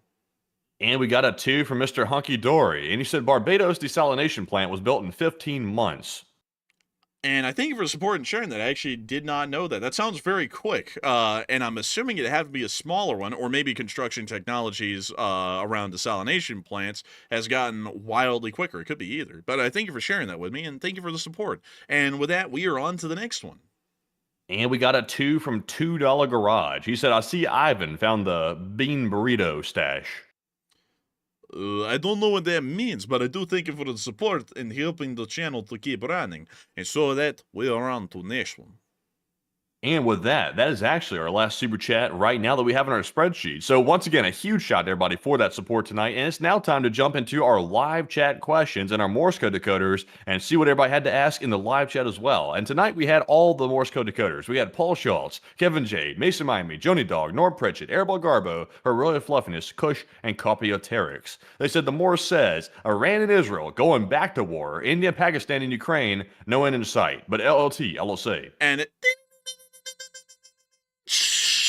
That's the sound of money. Y'all got that dent on the nail. The Lee Spring Army Signal Chorus gotten that right again. Congratulations. A massive congratulations to all of y'all. Absolutely impressive work right there. And I've got to say that the Lee Spring Army Signal Corps has never missed a Morse code message yet, and most likely it never will. And so, a big shout out to all of y'all once again. And also, a big shout out to Rob S., who threw in the 20. Hey! It's a piece of fun. And we will use that for pizza, my good man. I thank you greatly, Rob S., for the support and helping this channel to keep running. Folks like you help us to buy pizzas, keep lights on, and pay bills. And that is a very important part of helping this channel to keep rolling day in and day out. And so, massive thanks to you so much once again.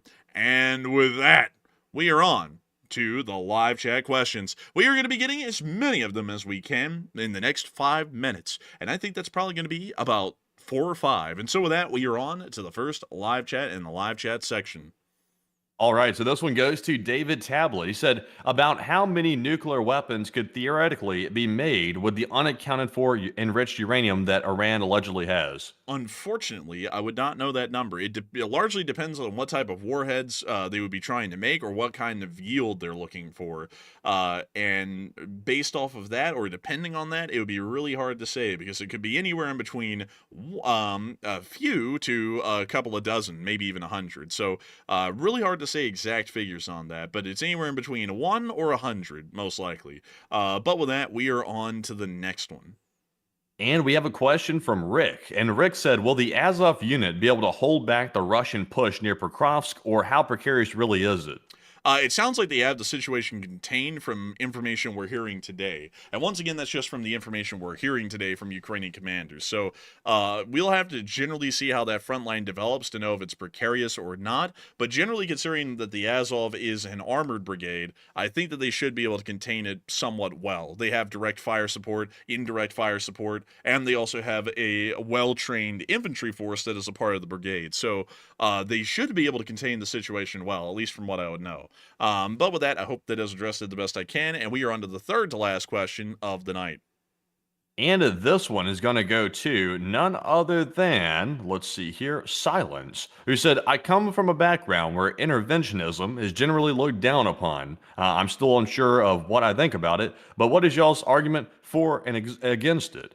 And I would say, Silence, here's my argument for it, in my personal opinion. I'm not a fan of jumping into every conflict around the world. We can't be the world police literally in every hotspot around the world. That's impossible. And also, we shouldn't be taking on that entire burden. But also, we do live in a global world where trade is interconnecting every country pretty much around the world. And we can't afford to sit back and be isolationists, because if we are, then someone will naturally fill the void and the gap that we're leaving in a geopolitical sense. And that country is naturally going to be China. So unless we want China to get, basically a foothold in every country that we currently trade with, then we have to be interventionism or interventioners to a certain extent, because we have to provide military support so that way we have close allies, and also people have a reason to be closely aligned with the United States. So that's why I believe interventionism is generally a good thing. But these days it's gotten political. It's been totally politicized, and people have turned off logic when they talk about it. But Enforcer, what say you? I'd have to say that interventionism is largely a good thing. I would also have to agree that we cannot be world police involved in every situation,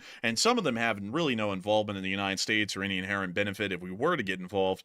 But interventionism is incredibly important because our economy and entire national structure, down to the basic core element right now, is built on an interventionist philosophy. It is the reason why America is the most economically successful country in the world. It's because we do not remain relegated to our own borders. We travel outwards in every way, economically and militarily. If we didn't, we would be like any other country like the Russian Federation that's economically insignificant because they do not do the same as we do.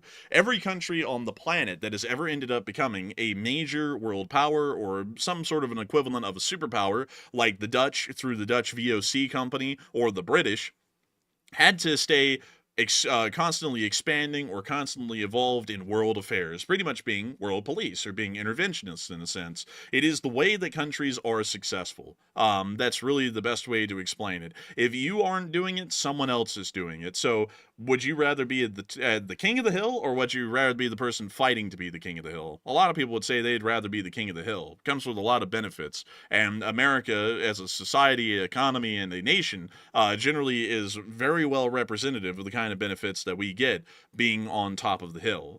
So I hope that does address that the best I can, at least in my own words. And with that, we are on to the second to last question of the night. Also, another good way to look at that, by the way, I just thought about this good analogy. Basically, the United States has to sell itself as the best ally. That's what China is trying to do right now. They're trying to make themselves more appealing so that way people want to be allies with them. But of course, the United States builds better military equipment. We also have a much stronger military, at least in my opinion. And also, at the same time, we have a very strong economic base as well. Even though we don't have the large manufacturing base that China has, we also have a very strong economy in our own right. So those three things make the United States extremely attractive. What the one thing that does not make China attractive at all is when they get their hands on an economy, they turn it into basically, I guess you could say, It's hard to say. China basically becomes a parasite onto that economy, which they're trying to latch onto, and they basically put them into a form of indentured servitude to China, especially when they can't make the payments on the loans that China's giving out. They basically just do that, and it's really crooked, in my opinion, and they do it on purpose too, so that way they can try to enslave those countries. So it's just terrible. So the United States looks much, much more appealing as an ally, at least the way we're operating right now. Hopefully we stay that way. But our next question here goes to none other than Mr. Drake, who said, now Iran and Belarus has nukes. Shouldn't most of the West get nukes? And apparently there's no rules anymore for who can have them. Belarus technically doesn't have nukes. From what we know, there's Russian nuclear weapons deployed in Belarus, and Lukashenko's claims about himself having nuclear weapons appears to be false, from what we can tell. Iran also does not have nuclear weapons either. I would say that no other countries beyond the ones in the non-proliferation treaties should have access to nuclear weaponry, and that we should continue to work to ensure that that is the case, no matter the cost of being able to do such a thing. So I hope that does address that the best I can. And with that, we are on to the final question of the night. So who is like the last person who put in the lucky last question of the night? And that viewer is Char G, who said, I thought Putin didn't travel by air for fear of a Prigozhin event, and is he taking a boat to the meeting?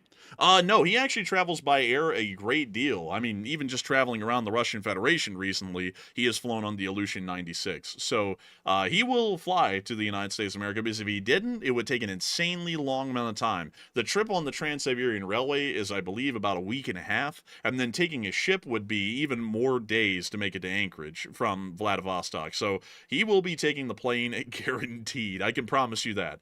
So with that, I hope that does address that the best I can, and we have reached the end of tonight's stream. I've got to thank each and every one of y'all for watching. We had a peak viewership tonight of 11.9 thousand people, and 90,000 people have watched this stream before it ended. I've got to thank each and every one of y'all so much once again for enjoying this stream tonight, and, of course, continuing to choose this channel to be your primary source of news. We will see you all tomorrow at 10 p.m. Eastern Time to cover the next 24 hours of news from around the world, and if there's anything major that happens in the middle of the day, Enforcer Matt will be the one informing you all in a short war video. Hey, let's go! Hey. And so with that, we will see you all tomorrow. Good night, good luck, take care, stay safe. Slava Ukraini, long live the Lee Spring Army, and long live the Republic.